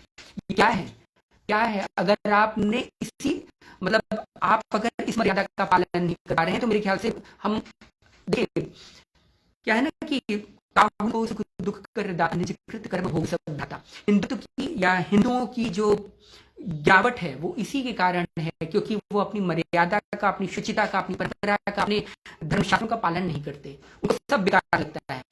और दूसरे लोग हम पे हंसते हैं, लेकिन अपनी मर्यादा का, अपनी शुचिता का पालन वो पूरी तरह करते हैं। अब जो उनकी रिस्पॉन्सिबिलिटी होती है उसका पूरा वहन करते हैं, निर्वहन करते हैं। कोई भी बंदा अगर 5 टाइम नमाज करेगा तो उसके सिर से टोपी नहीं आएगी, सबसे पहले टोपी उसके पास होती है। लेकिन कोई भी आप यहाँ पे देख लीजिए, कहीं पे भी ऑफिस में, कहीं पे भी किसी हिंदू के पास आपके तिलक मिल जाएगा, उसके पर्स में मिल जाएगा, लड़कियों की फोटो भले मिल जाएगी, रंगी लड़कियों की फोटो भले मिल जाएगी, और फालतू की चीजें उसके पर्स में भले मिल जाएंगे, लेकिन उसके पास तिलक नहीं मिलेगा। क्यों? यही सब दुर्दशा का यही कारण। लेकिन आप हर मुस्लिम के पास उसकी टोपी आप देखेंगे, उसकी टोपी जरूर मिल जाएगी। ये क्या रीजन यही है कि हम लोग अपने ही धर्म को बहुत संकुचित कर दिया है। हम लोगों ने, हम लोग अपने धर्म का सम्मान नहीं करते, दूसरे लोगों से हम क्या अपेक्षा करें कि वो हमारे धर्म का सम्मान करेंगे। तो यही सब है। तो आप मुस्लिमों में देख लीजिए, अरे आप उसमें जल्दी ये ये हरमंदिर साहिब में देख लीजिए, जो है गोल्डन टेम्पल में ही चले जाइए, आपको बिना सिर ढके आपको अनुमति नहीं है। स्त्रियों को बिना जो है सर पे पल्लू लिए अनुमति नहीं है मंदिर में प्रवेश करने की। लेकिन हमारे मंदिरों में कोई ऐरा गहरा नत्थु खैरा कुत्ता सुअर बिल्ली सब ऐसे ही मुंह उठाए चले आ रहे हैं, किसी को कोई मतलब नहीं, बस वो आ रहे हैं बस करके चले गए, उनको मतलब भी नहीं। आरती किस लिए कहा जाता है भैया बिना साड़ी पहने, अरे आपकी तो बात ही अलग है राधिका। हाँ ये तो है, नहीं ये तो मैंने देखा है, हाँ ये तो है। तो यही सब चीजें हैं। तो इन सब चीजों का अगर आप पालन करने लगेंगे, अपनी मर्यादाओं अपने संस्कारों का, कम से कम आप नॉर्मल वे में संस्कारों का अपना पालन नहीं कर रहे हैं, कम से कम अपने तीर्थ स्थानों को उनकी शुचिता तो न भंग करें। वहां जाकर के आप जो है उल जलूल चीजें खा रहे हैं, उल जलूल चीजें पहन रहे हैं, उल जलूल चीजें कर रहे हैं, वहां भी दारू आपको शराब चाहिए, वहां भी आपको मीट चाहिए, तो फिर आपका जाने का आप प्लीज उसकी शुचिता मत भंग करिए। आप गए थे छब्बे बनने, आ गए हैं बन के दूबे, चौबे जी छब्बे बनने गए थे, आ गए हैं बन के दूबे। तो यही चीजें हैं, इन सब चीजों का आपको पालन करना चाहिए, तभी तीर्थ स्थानों की महत्ता का आपको वो चलेगा। आप चाहे बौद्ध धर्म लीजिए, चाहे कोई भी धर्म आप ले लीजिए, हर तीर्थ स्थानों में उनकी एक नियम है, उनके एक कायदे हैं, उनके एक कानून हैं। लेकिन हमारे तीर्थ स्थानों को इतनी मतलब ईजी बना दिया गया है कि कोई भी आकर के कुछ भी वहां कर जाए। हमारे मंदिर क्यों तोड़े गए? जितने भी आप मंदिर देखते हैं क्यों तोड़े गए? सिर्फ हमारी आत्म जो स्वाभिमान को नीचे गिराने वाली चीजें हैं ना, वो हर हिंदुओं में, प्रत्येक हिंदुओं में पाई गई। उन लोगों में अपने धर्म के प्रति, अपने मंदिरों के प्रति, अपने कर्म के प्रति, शास्त्रों की अवहेलना करना, ये सब चीजें उनके जमीर में या उनके डीएनए में इस तरह पालित पोषित हो गई थी कि कोई भी ऐरा गहरा नत्थु खैरा आकर के उनपे आक्रमण कर जा रहा है। बताइए, छोटी सी मुट्ठी टुकड़ी भर वहां से अफगानिस्तान से आई मुस्लिमों की, दुबई सऊदी से, अरब से, और उसने हम पे आक्रमण कर दिया और सबको इतनी बड़ी जो है एम्पायर खड़ा कर दिया उसने। सोचने की बात है भाई, अरे मतलब खुद ही सोचने की बात है। छोटी सी मुट्ठी भर अंग्रेज आए, उन्होंने हम सभी लोगों को कब्जा करके पूरे देश को गुलाम बना लिया। अरे और तो छोड़िए, गुलाम के गुलाम, जिनको गुलाम बनाया गया था उन वंशों तक ने हम पे जो है वो किया है, राज किया है। अब कैसे क्या कहा जाए? हमारे मंदिर तोड़े गए, क्या किसी भी, क्या हिंदू उठ करके खड़े नहीं हो सकते कि वहां कैसे मंदिर तोड़ रहे हैं? क्या हिंदुओं की संख्या कम थी उन लोगों से? लेकिन नहीं, कोई, सबको अपने अपने उसमें मतलब था कि अरे भाई हमारा घर बस बचा रहे सुरक्षित और सब भाड़ में जाए। लेकिन यही घर सुरक्षित नहीं रहे, अंत में मंदिर तोड़ के भी घरों को ढाया गया, उनको भी हत्याएं की गई, उनकी माओं का बलात्कार किया गया, उनकी बहनों का बलात्कार किया गया, उनके बच्चे काटे गए, सीधे सीधे शमशीरों को उठा करके उनके सिरों को खेला गया। ये सब क्या है? जब तक हम दिन एक होकर के खड़े होंगे, हज में वो है कोई, मतलब किसी की हिम्मत है कि हज में कोई प्रवेश कर जाए? आप सोच तक नहीं सकते कि हम किसी तरह प्रवेश कर जाएं, मतलब आपको रोंगटे खड़े हो जाएंगे, नहीं नहीं हम वहां नहीं प्रवेश करें। क्यों? क्योंकि काट दिए जाओगे। लेकिन हमारे वहां पे कोई भी लद्दू खदबर कुछ भी चला रहा है कैसे भी करके, और वो हमारी इसको टूरिस्ट प्लेस बना दे रहा है, कोई शुचिता भंग कर दे रहा है, कोई मर्यादा का हनन कर दे रहा है। तो ये सब क्या है? हम लोग खुद ही अपने इन सब चीजों के उत्तरदायी, हम किसी को दोषी न माने। उनका काम था मंदिरों को तोड़ना, उनके मजहब में ही है ही, तो उनका तो काम है, उन्होंने अपना धर्म निभाया, ठीक है। लेकिन हमारा धर्म क्या था? हम तो धर्म से च्युत हो गए ना। वो लोग धर्म से च्युत नहीं हुए, उन्होंने अपने धर्म को बरकरार रखा। उनका काम है मंदिरों तोड़ना, काफी मारना, उन्होंने अपना काम किया। लेकिन हमारा क्या धर्म था? हमारा धर्म था मंदिरों को बचाना। आज जो हम तड़प रहे हैं ना कि ये हमारे मंदिर, सब हमारी ही देन है, किसी और की देन नहीं। हम किसी को क्यों दोष दें? जब अपना ही सोना खोटा तो सुनार का क्या दोष है? तो इसलिए सिर्फ अपने को ही अगर हम देखना शुरू कर दें कि हम अपनी शुचिता, अपनी मर्यादा, अपने मंदिरों की शुचिता, इन सब चीज़ों की मर्यादा को न भंग होने दें, अपने शास्त्र निहित उन सब चीज़ों का पालन करें, शास्त्रों में क्या लिखा है उसको पढ़ें, तो धीरे धीरे करके लोगों में जागरूकता फैलेगी। जल्दी से कोई जैन नहीं जा पाएगा कि अरे जाओ वहाँ पे बम ब्लास्ट कर दो या जाओ वहाँ पे मीट बेच दो, या जल्दी नहीं, क्योंकि उनको पता है कि अरे नहीं, वो लोग भाई वो अलग ही मतलब देख करके ही थोड़ा सा डर लग जाएगा। जहाँ पे आप देखते हैं ना हजारों लाखों जो है टोपी एक साथ दिखती हैं, तुरंत आपको जो है लगता है ना अरे भाई इनसे पंगा लेना ठीक नहीं है। जहाँ पे हजारों जो है ये क्या नाम है, पीले वस्त्रों में नागा साधु या जो है वैसे जो है लोग हिंदुत्व वाले रहते हैं, आपको तुरंत डर लग जाता है नहीं इनसे पंगा नहीं लेना। सेम वही चीज हमें हर जगह अपनानी होगी। अपने तीर्थ स्थलों पर जा करके ट्रेडिशनल ड्रेस अपने पहनिए, ठीक है। हाथ में आपके माला भी रहे, न भी माला रहे तो जो है भगवान का स्मरण करते हुए वहां पे हा खी खू मत करिए। आप 2 दिन के लिए गए हैं तीर्थ स्थानों, मुझे पता है आप कोई तीर्थ स्थानों पे जो है महीनों महीनों नहीं जाता है, या जो है हफ्तों हफ्तों जैसे आप अन्य जो है टूर करने जाते हैं या टूरिस्ट प्लेसेस पे जाते हैं उससे नहीं जाते, हिल स्टेशन की तरह आप नहीं जाते। आप जाते हैं, एक दिन गाड़ी गई और घूम घाम के आ गई, बोलते हैं कि हम आ गए हैं, घूम करके हमने ये मंदिर देखा, और मंदिर क्या देखना, बस छू छा के मतलब जाते हैं, जय हो जय हो, फिर दूसरे मंदिर है वो मंदिर जल्दी बंद हो जाएगा, जाओ ओ जय हो जय हो। इन सब से खैर आप जाते हैं तो, लेकिन जितना भी जाते हैं कम से कम जो भी जा रहे हैं कम से कम इतना तो वो रखिए कि अपने साथ जब भी किसी तीर्थ स्थान में प्रवेश करें सबसे पहले अपनी चप्पल अपनी कार में या अपने रूम में रख दें। जितना हो सके, जितने ज़्यादा से ज़्यादा हो सके पैदल ही भ्रमण करें, परिक्रमा करें, पैदल ही सब कुछ करें। और जो अपना अटायर पहने, जो ड्रेस कोड होना चाहिए आपका, वो पूरा भारतीय परंपरा का संवाहक होना चाहिए। चाहे आप जो है आप कुछ नहीं, चलिए आपके पास कोई ड्रेस नहीं है, आप राधे श्यामी ओढ़ लीजिए या रामनामी ही ओढ़ लीजिए, या मतलब भगवान शंकर का जो नामी होती है उस चादर को ही ओढ़ लीजिए कम से कम, और तिलक लगा लीजिए बस। यही अगर आप थोड़ी थोड़ी धीरे धीरे करने लगेंगे ना। प्रद्युम्न पाठक जी नमस्कार। नमस्कार नमस्कार। तो यही सब अगर आप करने लगेंगे तो धीरे धीरे अपनी शुचिता, अपनी मर्यादा, अपनी जो चीज़ें हैं उनको हम वापस प्राप्त करने लगेंगे।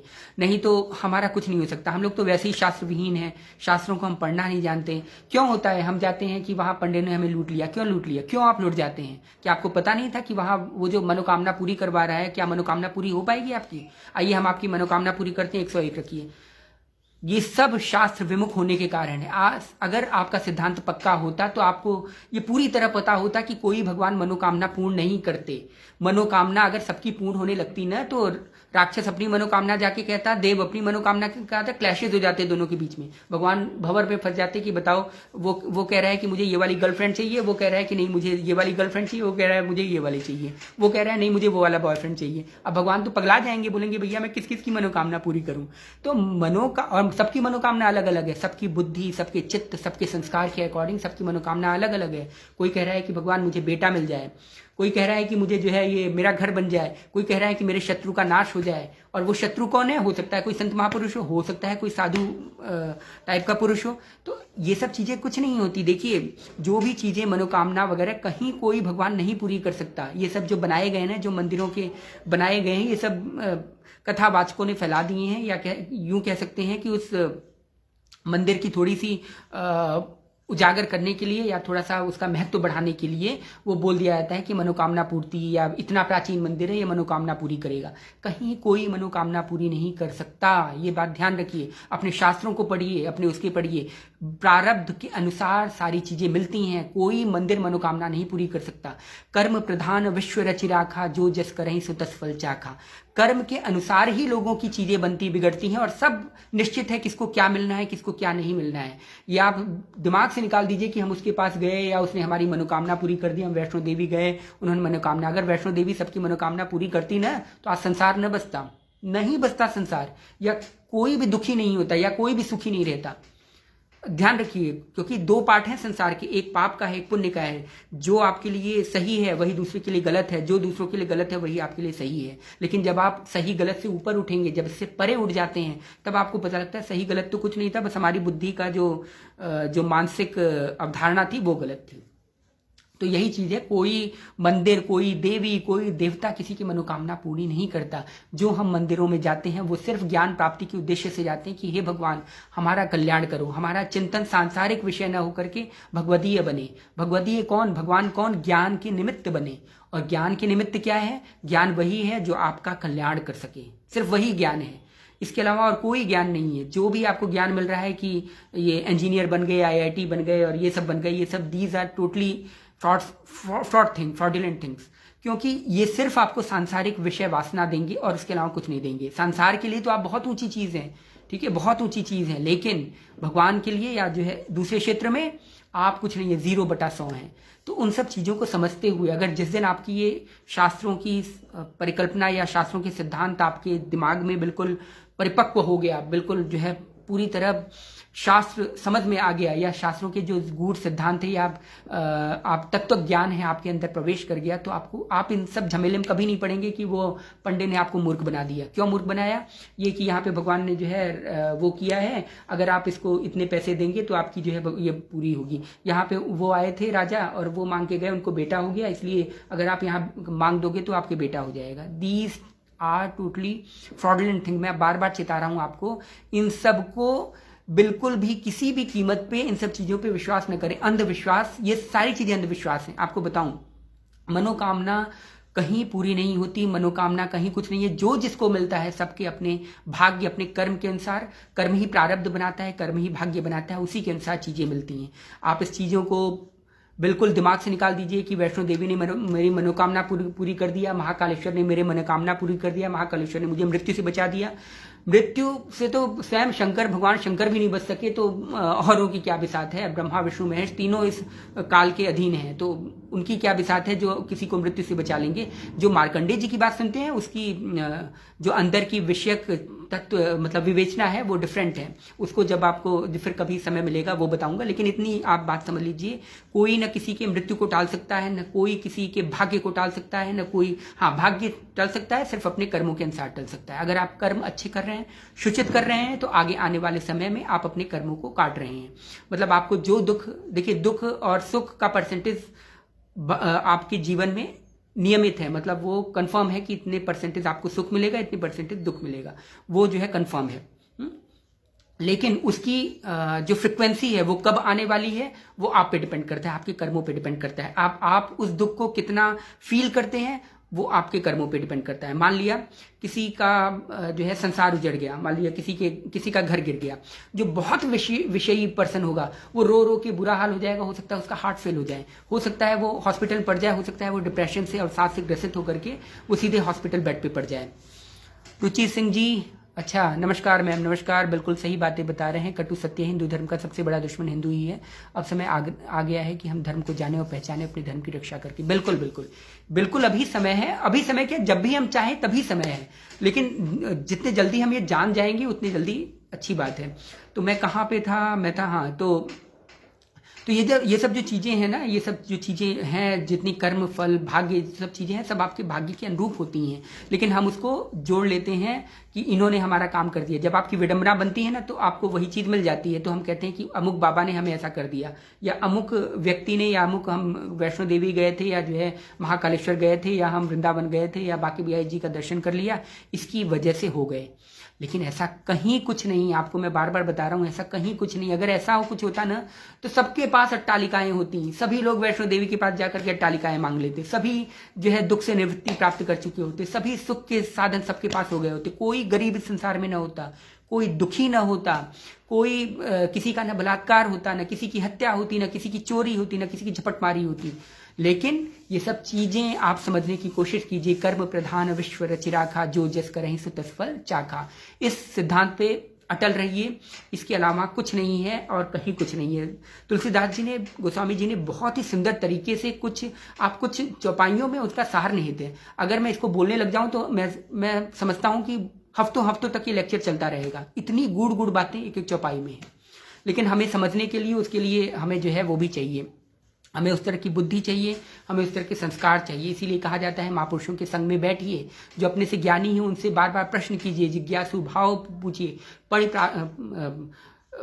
अब उनसे प्रश्न कीजिए, बार बार उनसे जा के जिज्ञासु भाव से प्रश्न कीजिए। पीछे पड़ जाइए कि नहीं आप हमें बता के रहिए, ऐसा क्यों है, शास्त्रों में ऐसा क्यों लिखा है। क्योंकि शास्त्र अगर आप स्वयं पढ़ने बैठेंगे तब तो बुद्धि से परे की बात है, इतने परे की बात है कि आप बुद्धि से मतलब निकल जाएगा। कभी भी शास्त्रों को अपने दिमाग से कभी नहीं पढ़ना चाहिए, हमेशा महापुरुषों की बुद्धि के अनुसार पढ़िए। नहीं पढ़, अगर आप पढ़ना भी चाह रहे हैं तो भगवान से विनती कीजिए कि भगवान कोई ऐसा महापुरुष या ऐसा कोई ज्ञानी पुरुष मिले जिससे, जो हमें अपनी बुद्धि प्रदान करके उस शास्त्रों को पढ़ने का मार्गदर्शन दे सके। नहीं तो शास्त्रों में ऐसी अजीब बातें लिखी हैं कि आप नास्तिक होकर के निकलेंगे। कोई भी एक वेद भी, कोई भी आप वेद उठा लीजिए, कोई भी पुराण उठा लीजिए, कोई भी भाष्य उठा लीजिए। चलिए भाष्य की तो बात अलग है, संत महापुरुषों ने अलग अलग भाष्य किया है, लेकिन कोई भी ऐसे अपने शास्त्र की बात उठा लीजिए, आप नास्तिक होकर के निकलेंगे अगर आपने उनकी बातें मान ली। अब जैसे आपको एक छोटा छोटा उदाहरण दे देता हूं। अब जैसे रामचरितमानस में आ जाए, रामचरितमानस में गोस्वामी तुलसीदास जी लिखते हैं कि भगवान शंकर सती जी को बता रहे हैं भगवान राम का वृत्तांत। और सती जी कब हुई? दक्ष प्रजापति के समय में। ठीक है, दक्ष प्रजापति कब हुए? सतयुग के शुरुआत में। ठीक, अब सोचिए अब भगवान राम कब हुए? त्रेता युग में। ठीक है, और अब देखिए भगवान राम की वो, और दूसरी बात, जब पार्वती जी जब सीता जी भगवान उनसे वर मांगने गई पार्वती जी से, तो किसकी प्रार्थना कर रही है? पार्वती जी का। मतलब पार्वती जी का अस्तित्व तब तक तो आया नहीं था, क्योंकि सती जी के मृत्यु के उपरांत ही पार्वती जी का जो है आविर्भाव हुआ था। अब पार्वती जी कहाँ से आ गई?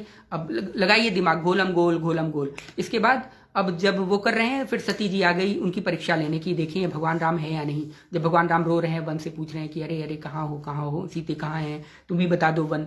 तो उन्होंने कहा कि ये ब्रह्म, भगवान शंकर बोल रहे हैं ये ब्रह्म है। अब देखिए भगवान शंकर पे वो कर रही हैं जो स्वयं ब्रह्म के समान है, जिनकी वाणी स्वयं ब्रह्म है, मतलब पूर्णतः सत्य है।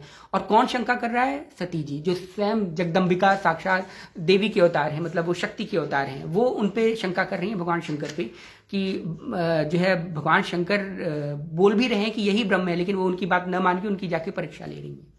अब सोचिए, और परीक्षा कहाँ ले रही है? भगवान राम की। अब सोचिए वहां से त्रेता युग में कैसे पहुंच गई। तो इन सब चीजों को सोच करके आपका दिमाग भरना जाए कैसे हुआ। लेकिन ये सब लीला अवतार की बातें हैं। ये जब कभी फिर कभी मौका मिलेगा तब इन सब पे मैं रस्ते से पर्दा उठाऊंगा। अब भागवत में आइए। भागवत में लिखा हुआ है कि ब्रह्मा जी निकले और उन्होंने सृष्टि की परिकल्पना की स्टार्टिंग की, शुरुआत किया। अब देखिए, ब्रह्मा जी निकले, सृष्टि की परिकल्पना की स्टार्टिंग की। इसके बाद ब्रह्मा जी क्या कर रहे हैं? ब्रह्मा जी ने इन सबको मतलब अभी सृष्टि की वो कुछ नहीं किया। इसके बाद पृथ्वी जल में डूबी हुई है। अब पृथ्वी जल में कैसे डूब जाएगी जब जल भी नहीं बना, अग्नि भी नहीं बना, सिर्फ ब्रह्मा ही है अभी, ठीक है। न अंधकार बना, न तेज बना, न सूर्य चंद्र बना, तो पृथ्वी कहाँ से आ गई? पृथ्वी जल में डूबी पड़ी है। अब पृथ्वी को निकालने कौन आ रहा है? शुक्र भगवान आ रहे हैं, वाराह अवतार भगवान ने लिया। अब कहाँ अवतार लिया ये भी मतलब चलिए, तो वैसी बातें हैं कि जो है वाराह अवतार उन्होंने लिया, ठीक है, ले लिया। अब वाराह अवतार का मतलब आपको समझना पड़ेगा, वाराह अवतार है क्या, पृथ्वी कैसे जल में डूबी, इसका भी मतलब आपको समझना पड़ेगा। इसके बाद वाराह अवतार ने वनमाला पहन रखा है। जब अभी पृथ्वी है ही नहीं, अभी पृथ्वी की परिकल्पना स्टार्ट ही नहीं हुई, न सूर्य है न चंद्र हैं, तो वनस्पतियां कहाँ से आ गई जो उनके गले में वनमाला सुशोभित होने लगी। तो इन सबको समझने के लिए बुद्धि चाहिए, वो अलौकिक दृष्टि चाहिए, जिसकी वजह से ये भागवत पढ़े जाएं या जो है इन शास्त्रों का विवेचना किया जाए। इसके बाद अब आगे आइए। अब अभी कोई पैदा नहीं हुआ है, लेकिन जब भगवान जो है वाराह अवतार जो है पृथ्वी को निकालने गए तो वहाँ हिरण्याक्ष मिल गया उनको। जब कोई पैदा नहीं हुआ तो हिरण्याक्ष कहाँ से आ गया? अब हिरण्याक्ष उनकी लड़ाई हुई, हिरण्याक्ष मर गया, ठीक है, हिरण्याक्ष मर गया और पृथ्वी को लेकर के ऊपर आ गए। अब देखते रहिए, सुनते रहिए सारी चीजें। पृथ्वी को लेकर के ऊपर आ गए। अब पृथ्वी को जब लेकर के ऊपर आ गए, अब देखिए हिरण्याक्ष कैसे पैदा हुआ। ये दिति थी, दिति कश्यप ऋषि की पत्नी थी। अब कश्यप ऋषि कौन है? ये सप्तर्षियों में से एक है कश्यप ऋषि। अब दिति ने उनसे संध्या के समय निवेदन किया प्रणय का कि मुझे एक पुत्र चाहिए, और वो जा रहे थे साधना पे बैठने, मतलब संध्या करने जा रहे थे। अब देखिए संध्या करने जा रहे हैं, ध्यान रखिए, अभी सूर्य नहीं हुए हैं, तो संध्या कहाँ से आ गई? अभी सूर्य, भाई देखिए, जो आपका मॉर्निंग है या इवनिंग है या जो है मतलब जो सूर्यास्त है, सूर्योदय है, वो आपका कब होगा? जब सूर्य आ जाएगा। ये सूर्यास्त और जो सूर्योदय है ना, इससे पृथ्वी वासियों के लिए, जब आप पृथ्वी से ऊपर उठ जाते हैं, जब आप पृथ्वी से परे हो जाएंगे, तो न कहीं सूर्यास्त है, न संध्या है, न कहीं दिशाएं हैं, दिशाएं भी नहीं है। तो दिशाएं हमारे लिए बनी है पूर्व पश्चिम, पृथ्वी वासियों के लिए कि पूर्व पश्चिम उत्तर दक्षिण। लेकिन जब आप पृथ्वी से ऊपर उठ जाएंगे, जब इन सब चीजों से पार कर जाएंगे, तो वहां कोई दिशाएं नहीं है, दिशाएं हैं ही नहीं, क्योंकि दिशाएं तो भाई इन्हीं सबसे बनी है ना, सूर्य चंद्रमा से ही बनी है। सूर्य चंद्रमा से ही आपको जो है मॉर्निंग और इवनिंग और ये सब रात और दिन और रात्रि बनी है। वहां पे दिन और रात्रि भी नहीं है। अब जब वहां सूर्य ही नहीं पैदा हुए थे, तब उन्होंने कहाँ संध्या करने जा रहे थे? उस संध्या काल था, बोल रहे हैं संध्या काल की बेला है, इसलिए जो है दिति ने उनसे प्रणय किया कि मुझे एक पुत्र की आवश्यकता है, और वो उनके पीछे पड़ गई। तो उन्होंने छोड़ करके इसके बाद भाई उनके साथ समागम किया, तो इससे जो है हिरण्याक्ष पैदा हुआ। लेकिन जब अभी कोई नहीं बना है, महर्षि कश्यप भी नहीं बने हैं, तब कहाँ से जो है पैदा हो गए? तो ये सब चीजें आपको समझने की चीजें चाहिए। अब देखिए, अब सनत कुमार चारों जो हैं वो बालक रूप में 5 वर्ष के बालक हैं। अब इसको समझिए, समझने की कोशिश कीजिए। 5 वर्ष के बालक हैं, वो भगवान के दर्शन करने जा रहे हैं, जहां पे उन्होंने जय विजय को श्राप दिया है। अब जय विजय कौन है ये आपको समझना पड़ेगा। जय विजय कोई वो नहीं है जैसे आप समझते हैं, जो टीवी में दिखाते हैं मुकुट वुकुट पहन करके और ये सब पहन करके। सनत कुमार सनत नंदन कौन है ये भी अभी आपको समझना पड़ेगा कि कौन है। ये सब कूट बातें होती हैं जो फॉर्मुलिस्ट टाइप के की तरह लिखे होते हैं, जो आपको हमें समझाने के लिए ये सब बनाए गए होते हैं। देखिए, जो चीजें हमारी बुद्धि से परे होती हैं, जैसे केमिस्ट्री का आप लीजिए, जब हमें कोवैलेंट बॉन्ड या आप समझिए इलेक्ट्रोवैलेंट बॉन्ड वगैरह इसे समझाना होता है, एटम्स मॉलिक्यूल्स और इनका जो है कैसे आपस में अटैच्ड हैं, इन सब चीजों को समझाना होता है, तो हम बॉल्स का सहारा लेते हैं ऐसे, और फिर जो बॉन्ड होती है उसको भी ऐसे तीर से बनाते हैं, सब करते हैं कि, लेकिन क्या ऐसा संभव है? मतलब क्या वास्तविक परिप्रेक्ष्य में ये है? नहीं है, लेकिन हमें इसका सहारा लेना पड़ता है।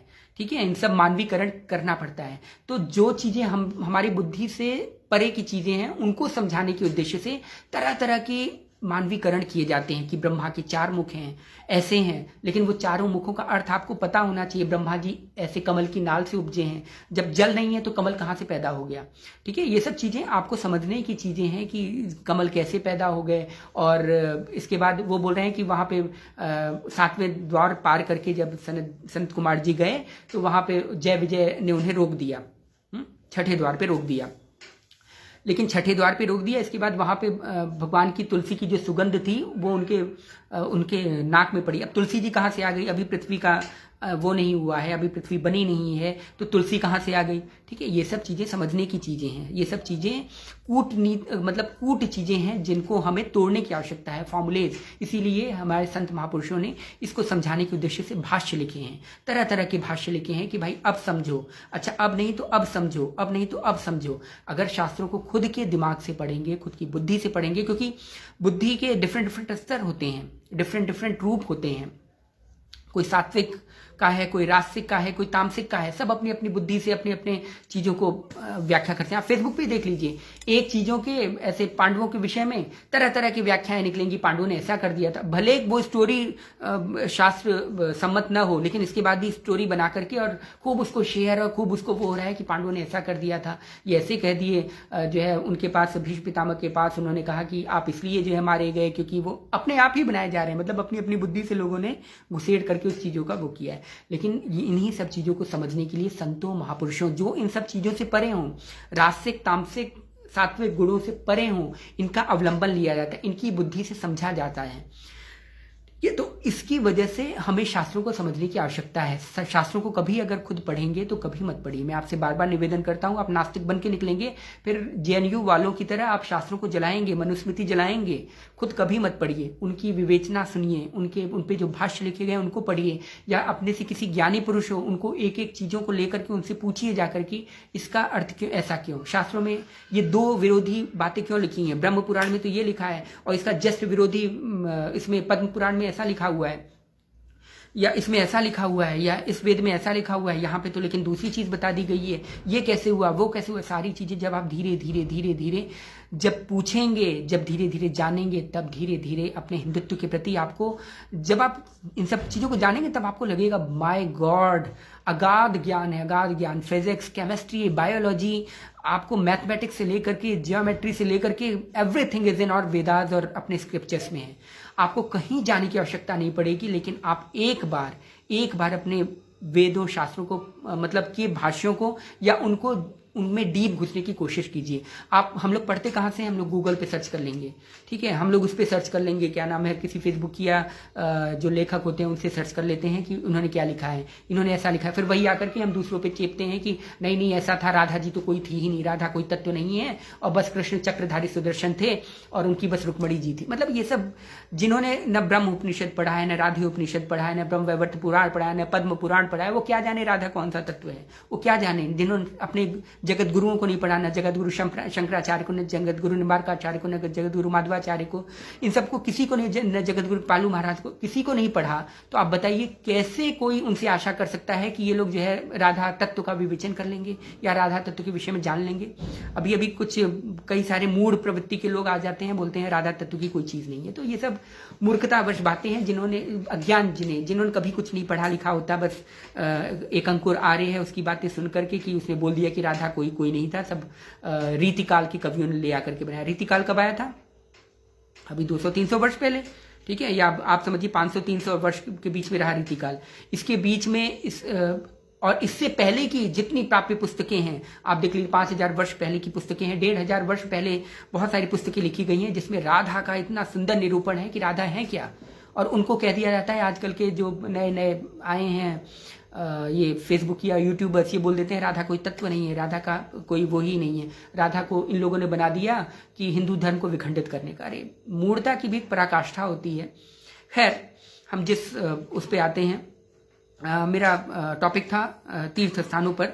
तो तीर्थ स्थानों की विवेचना जो मैं यही कर रहा था कि तीर्थ स्थान एकमात्र अपने भारतीय परंपरा का आप वहाँ पे पालन कीजिए, सब कुछ करिए, क्योंकि देखिए जो जो हम इन सब चीज़ों का पालन करेंगे ना, हमें भी अन्य लोग देख करके अपने अंदर शर्मिंदगी महसूस करेंगे कि अरे भाई उसने पहन रखा है, लगता है हम ही कुछ अलग से लग रहे हैं, इट मीन्स हम गलत कर रहे हैं, अगली बार से वो भी पहन के आएंगे। तो धीरे धीरे अगर आप ये लाएंगे, क्योंकि देखिए गीता में कहा गया ना, यद्यदा चरति श्रेष्ठ तत्त देवे तरो जन संयत प्रमाणम कुरुते लोकस्य अनुवर्तते। ज्यो ज्यो अच्छे लोग, मतलब हमसे उच्च लोग आचरण करने लगते हैं, उन्हीं को देख करके जो नीचे लोग हैं या मतलब जो उनके फॉलोअर्स हैं वो आचरण करने लगते हैं। तो उस चीज़ को फॉलो कीजिए। जब भी अपने तीर्थ स्थानों पे जाइए, जब भी अपने मंदिरों में जाइए, हमेशा अपने सर को ढक करके या जो है तिलक लगा करके अपने तीर्थ स्थानों का भ्रमण कीजिए। हाँ ठीक है, तीर्थ स्थान में जो रह रहे हैं उनकी बात अलग है भाई, वो किसी भी स्थिति में रहें, उनका कोई वो नहीं, क्योंकि वो तीर्थ स्थान न होकर के अपने क्षेत्र में रह रहे हैं एक तरीके से, ठीक है। तो लेकिन आप जा रहे हैं तीर्थ करने, वो तीर्थ करने नहीं जा रहे, वो तो तीर्थ स्थान में पहले से ही है, लेकिन आप तीर्थ करने जा रहे हैं, चाहे 2 दिन के लिए जाएं, 3 दिन के लिए जाएं, लेकिन कम से कम अपनी भारतीय सभ्यता का, अपनी भारतीय परिधानों का, इन सब का विशेष ध्यान रखें, टीका वगैरह का, इन सब चीज़ों का विशेष ध्यान रखें। और पंडों के चक्कर में वही पड़ते हैं जो अज्ञान होते हैं, जो मूर्ख होते हैं, जिनको तत्व ज्ञान की कमी होती है, उन्हीं से करवाते हैं। मत्था टेको जी, 100 रुपये लगाओ, तभी आपकी माता अरदास सुनेंगी। क्यों 100 रुपये में आप माता को बेच दे रहे हो? मतलब 100 रुपये जब आप दिखाओगे माता को रिश्वत के तौर पे, तब माता आपकी अरदास सुनेंगी? अरे मतलब शर्म आती है बोलते वक्त भी कि जो है आप 100 रुपये से माता को जो है टंकड़ कर रहे हो। वो बात अलग है कि ठीक है, तीर्थ स्थानों पे जाकर के पुण्यदान करना चाहिए, दान करना चाहिए, लेकिन दान की भी 3 गतियां होती हैं। मतलब दान भी 3 प्रकार के कहे जाते हैं, जैसे उत्तम दान, मध्यम दान और निकृष्ट दान। तो जो उत्तम दान होता है ना, जैसे हम लोग जाते हैं कि किसी को भी दान दे देते हैं, आजकल एक ट्रेंड चला है, नहीं किसी को भी, कोई भी हो उसको दान दे दो। ये मूर्खता है, ये आप सिर्फ अपना विनाश कर रहे हैं और कुछ नहीं कर रहे हैं। अपना भी कर रहे हैं, साथ में दूसरों का भी विनाश कर रहे हैं, जिसको आप दान कर रहे हैं वो भी। इसलिए कुपात्र सुपात्र का विशेष ध्यान दें। कि अभी किसी ने लिखा था कि नहीं आपने ये नहीं लिखा कि उनको दान देना चाहिए। मैंने कहा भाई देखिए, पात्र कुपात्र का अगर विशेष ध्यान देंगे, देखिए अब खैर चलिए वो दान की बातें अलग, दान की भी मैं आ जाऊंगा, पहले मैं इस पर चर्चा कर लेता हूं। तो ये सब जो आपके दिमाग में फितूर है ना कि माता हमारी सुन लेंगी, या 100 रुपये चढ़ाएंगे या 500 रुपये हम देंगे माता को, तो जो है माता हमारी अरदास पूरी कर देंगी। माता को पैसे से मत तौलिए, माता के लिए भाई वहाँ वो करेंसी नहीं चलती। आप बात मानिए, जो आपकी इंडियन रुपी है ना वो वहाँ नहीं चलती, प्लीज़, ठीक है। वो न वहाँ डॉलर चलता है ना कुछ चलता है। वहाँ जो हृदय का प्रेम है ना, जो प्रेमाश्रु आपके गिरते हैं ना, भाव विह्वल होकर के, जो आपकी भक्ति है ना, वो कॉइन्स चलते हैं वहाँ पे। जो एक एक आंसू की मूल्य है ना, वो जो प्रेम में, निश्चल प्रेम में होकर के जब आप माँ से मिलते हैं, अपनी जब सांसारिक माँ से मिलते हैं बहुत दिनों बाद, तो कैसे चिपट करके मतलब आपके गदगद हो जाता है, गला भरा जाता है, आंखों से आंसू निकलने लगते हैं, आंखें भर आती हैं। क्या आपको वो फीलिंग आई जब आप माँ से मिलने गए? आप तो अपनी माँ से कम से कम 1 साल बाद मिलते हैं, तभी आपको फीलिंग आती है। लेकिन आप जो उस माँ के जा रहे हैं वैष्णो देवी, वहाँ पे तो आप शायद 10 साल में 1 बार जाते होंगे। क्या आपको फीलिंग आई? वो नहीं आई। क्यों? क्योंकि हमने उनका इंपॉर्टेंस ही नहीं समझ रखा। हमने उनको 100 रुपये में तौल रखा है कि 100 रुपये दिखाएंगे हमारी अरदास पूरी हो जाएगी, हम आ जाएंगे यहाँ पे। पिकनिक करने जाते हैं, तीर्थ स्थान have been created as a picnic spot. तो ये पिकनिक स्पॉट के तौर पे बन गए हैं, क्रिएट किए गए हैं। और कौन क्रिएट किया है? हमें हिंदुओं ने किया है।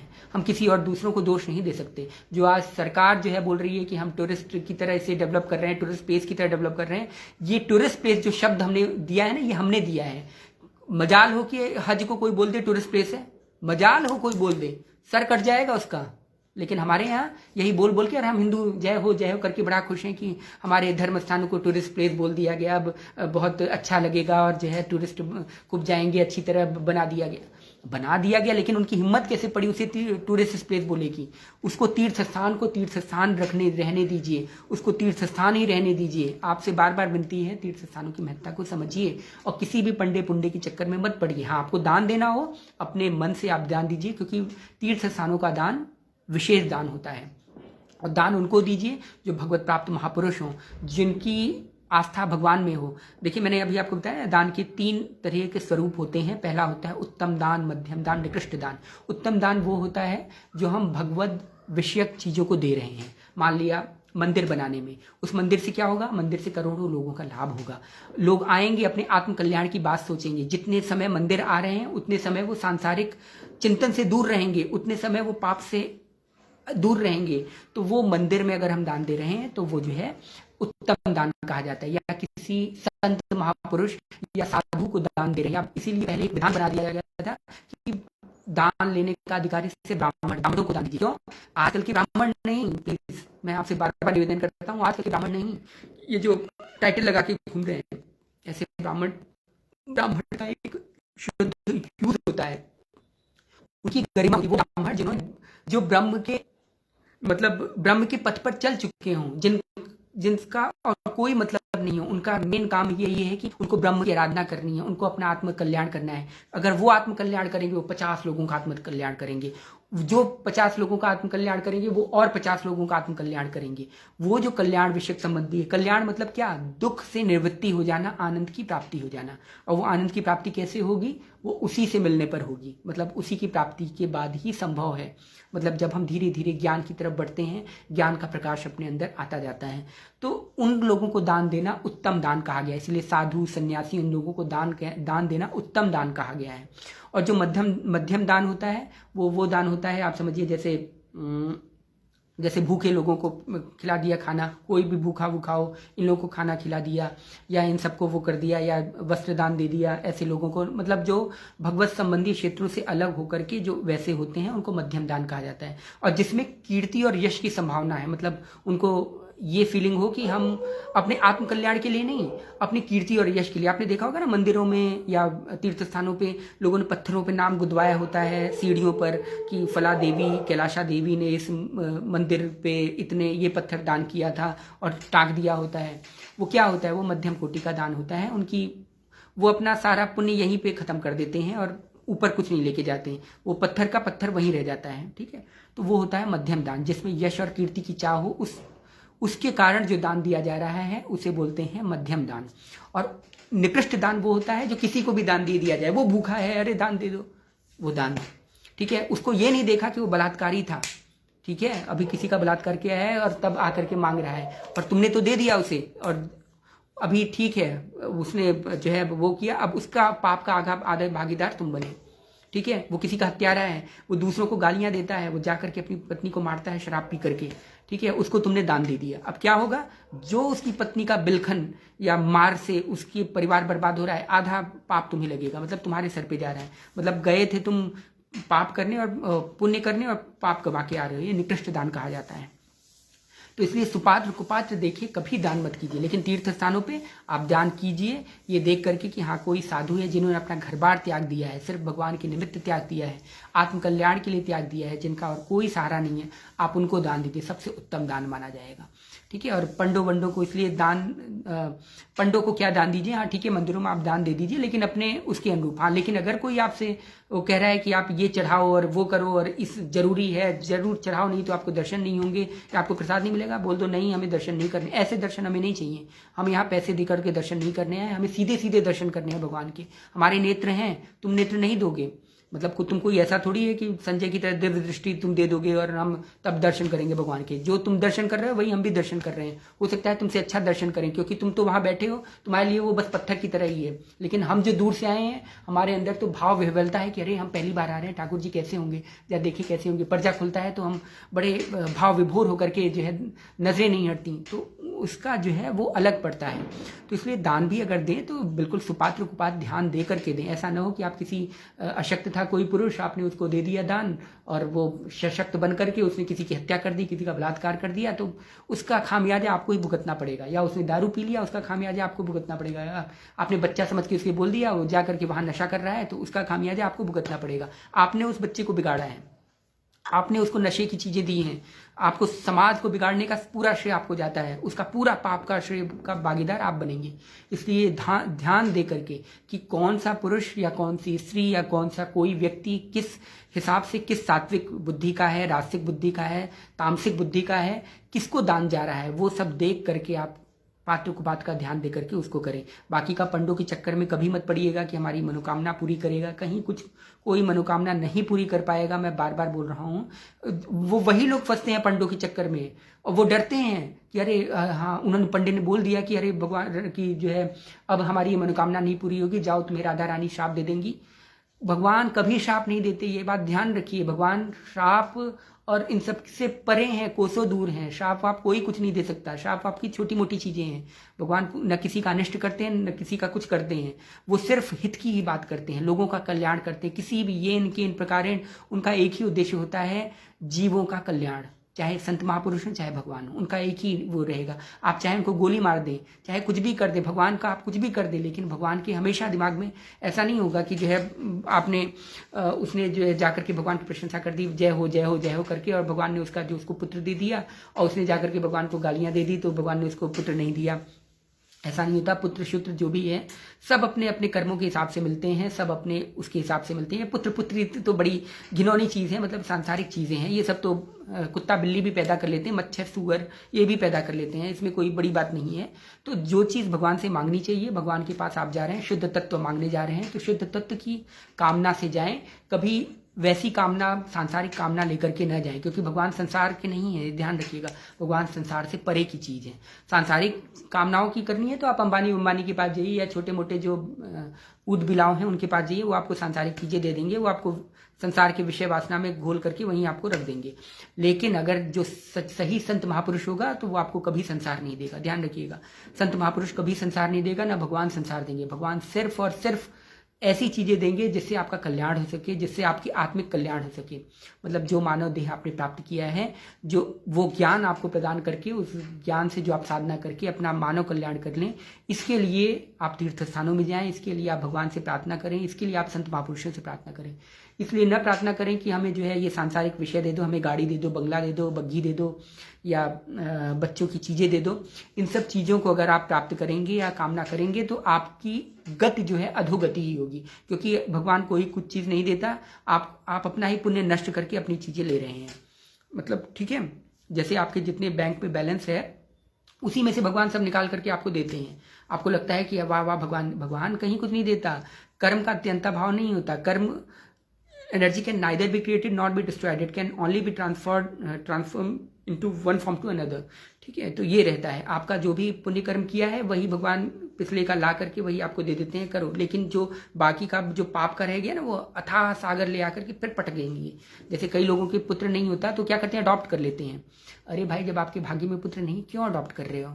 बाद में वही पुत्र लात मारते हैं उन्हें ऐसा कर देते हैं कि वो रोते हैं कि भगवान किसी तरह अब उबार लो, ऐसे पुत्र हमें नहीं चाहिए। क्यों? जब भगवान ने तुम्हें उन सब चीज़ों से कहा कि भाई देखिए, जो दुख पुत्र ना होने पे मिला था वही दुख, उतना दुख आपके लिए रखा हुआ है। आपने पुत्र लिया, ठीक है आपने कर लिया, लेकिन वो दुख अभी तक रखा हुआ है। वो पुत्र बन करके आपको फिर से लात मार करके वो दुख आपको देगा ही देगा। इसलिए सब चीज़ों फालतू, और अच्छी बात है जो ये सब पुत्र पुत्री ना हो रहे हैं, बहुत अच्छी बात है। कम से कम आप इन सब टेंशनों से दूर तो हैं। आप संसार के लिए बहुत, अरे उनको नहीं हुआ पुत्र, अरे बाप रे वो बहुत भाग्यशाली हैं। सांसारिक क्षेत्र में भाग्यशाली होंगे, लेकिन आप दूसरे क्षेत्र में आप बहुत धनी हैं। कम से कम आपको सांसारिक इन सब चीज़ों से मुक्ति तो मिली, आपके ऊपर कोई जिम्मेदारी तो नहीं, रिस्पॉन्सिबिलिटी तो नहीं है।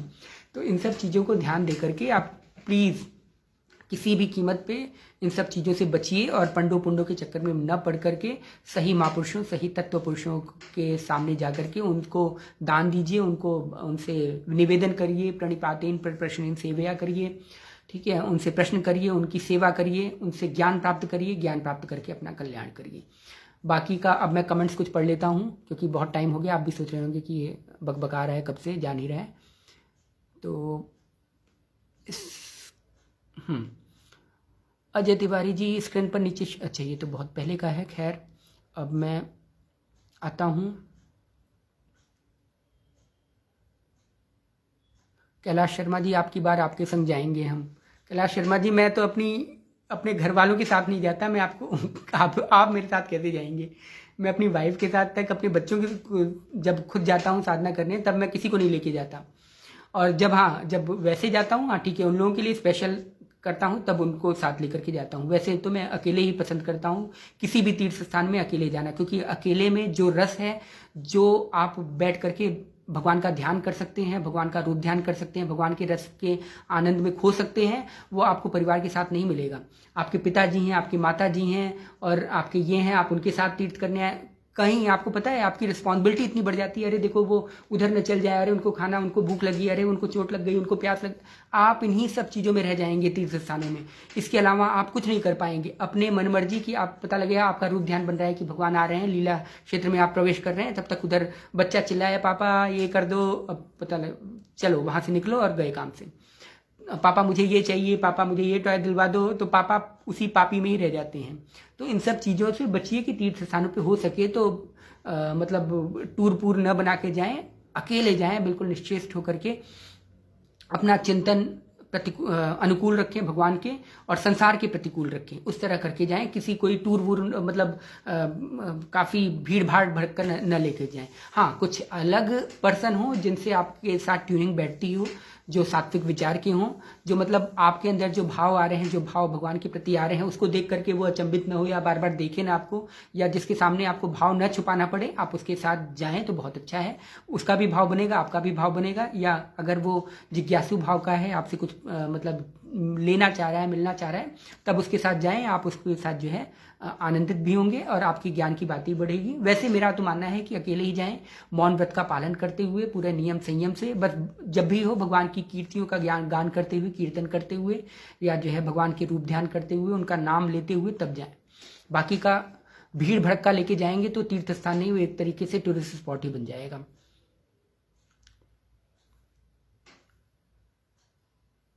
बहुत बहुत धन्यवाद सभी लोगों का। आवाज़ कट रही है, ओहो।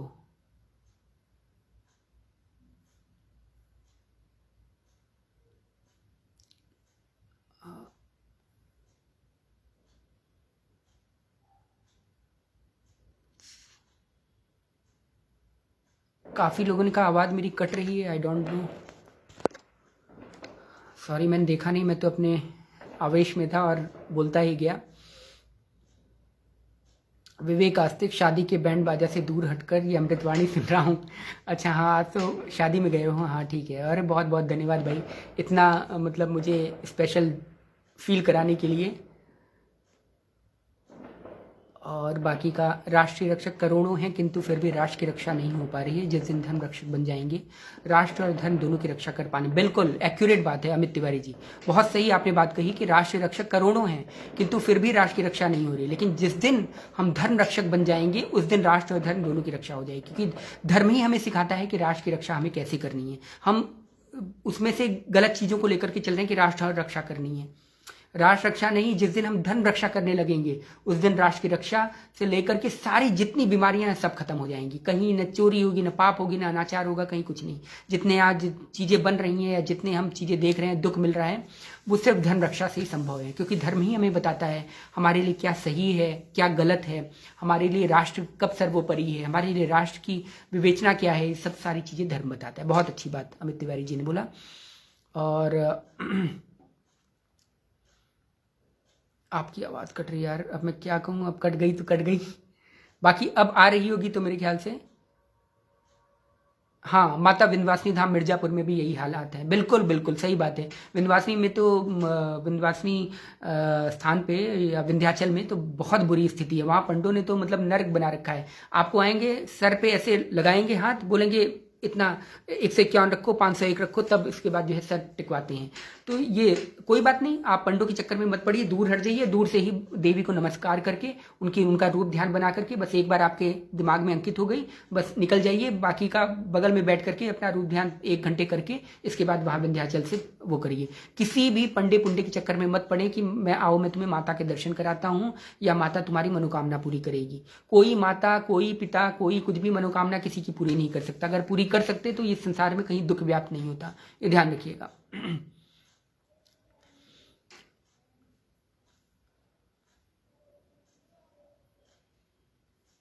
अब आगे हम चलते हैं। रुचि सिंह जी का पढ़ लिया, बहुत बहुत धन्यवाद। और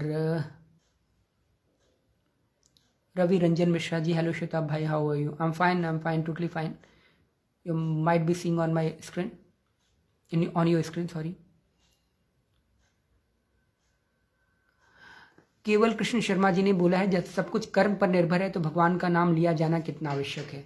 अरे कर्म ही तो भाग्य बनाता है। आप लोग कर्म और भाग्य की विवेचना, चलिए मैं नेक्स्ट टॉपिक अब यही रखता हूँ, कर्म, भाग्य और प्रारब्ध। ठीक है, मैं इस पे आपको विवेचना दूंगा, मतलब इस पे हम जो है आपस में चर्चाएं करेंगे। तो कर्म, भाग्य और प्रारब्ध नेक्स्ट टॉपिक मेरा यही रहेगा। अगर आप चाहें तो मैं जो है फिर से हो सकता है 3-4 दिनों में या नेक्स्ट सैटरडे या संडे जो है जब भी टाइम मिलेगा तो मैं फिर से ऑनलाइन होकर के कर्म, प्रारब्ध और इन सब पे जो है हम चर्चा करेंगे। ठीक है, इस पे तो भगवान का नाम लिया जाना कितना आवश्यक है? बहुत आवश्यक है। भगवान का नाम ही तो कर्म बनाता है। भगवान का नाम है क्या, पहले हमें तो ये समझना पड़ेगा। भगवान का नाम कोई ऐसी चीज नहीं है कि भगवान, जैसे हम बोलते हैं ना कृष्ण, तो कृष्ण क्या है ये समझने की हमें चेष्टा करनी चाहिए। कृष्ण का पहले अर्थ समझना चाहिए। कृष्ण का मतलब है जो आकर्षित कर सके, जो जिसने सब पूरे विश्व को आकर्षित कर रखा है, वो कृष्ण है। अब आप रूप ध्यान बनाइए, वो कृष्ण, वो कृष्ण, वो कृष्ण, ये मुझे भी आकर्षित कर ले, मुझे भी आकर्षित कर ले, तब उस नाम में नाम ही स्वयं प्रविष्ट हो जाते हैं। इससे नहीं कि कृष्ण गोविंद की हरि मुरारी नाथ नारायण वासुदेव, आप इससे कुछ नहीं मिलने वाला। आप हर जगह गाते चलिए हरे राम हरे कृष्ण हरे हरे, कुछ नहीं मिलने वाला इससे। जब तक आप, जब राम आए तो आपको फीलिंग आ जाए भगवान राम का, तुरंत रूप ध्यान आ जाए भगवान राम आ गए। हरे कृष्ण आए, कृष्ण का तुरंत चित्रण आ जाए। ठीक है, हरे आ जाए, हरे का मतलब पार्वती जी या शंकर जी या जो है राधा जी या जो है सीता जी। तो ऐसे करके जब आप उनका रूप ध्यान अपने आप जब आने लगेगा, ये सब चीजें चिंतन चलने लगेगी, तब उस नाम का महत्व बढ़ेगा। ऐसे नहीं, ऐसे तो नाम करोड़ों लोग रह रहे हैं। आप तोते को रटा दीजिए, तोते को रटा दीजिए बचपन से, आपको तोता जब तक जिएगा तब तक वो राम राम राम राम करता रहेगा। क्या उसको फल मिलेगा? नहीं मिलेगा। रूप ध्यान बहुत आवश्यक है, बहुत आवश्यक है। इतना आवश्यक है कि इसके बिना वो शव के समान है नाम। तो नाम नामी में तभी बैठेगा जब आप रूप ध्यान करेंगे, जब उसके अनुरूप उसका अर्थ समझ करके उस चीजों को प्रवेश करेंगे। हे केशव, केशव कब नाम आया है? हे मुरारी, ये मुरारी क्यों बोला गया है भगवान को?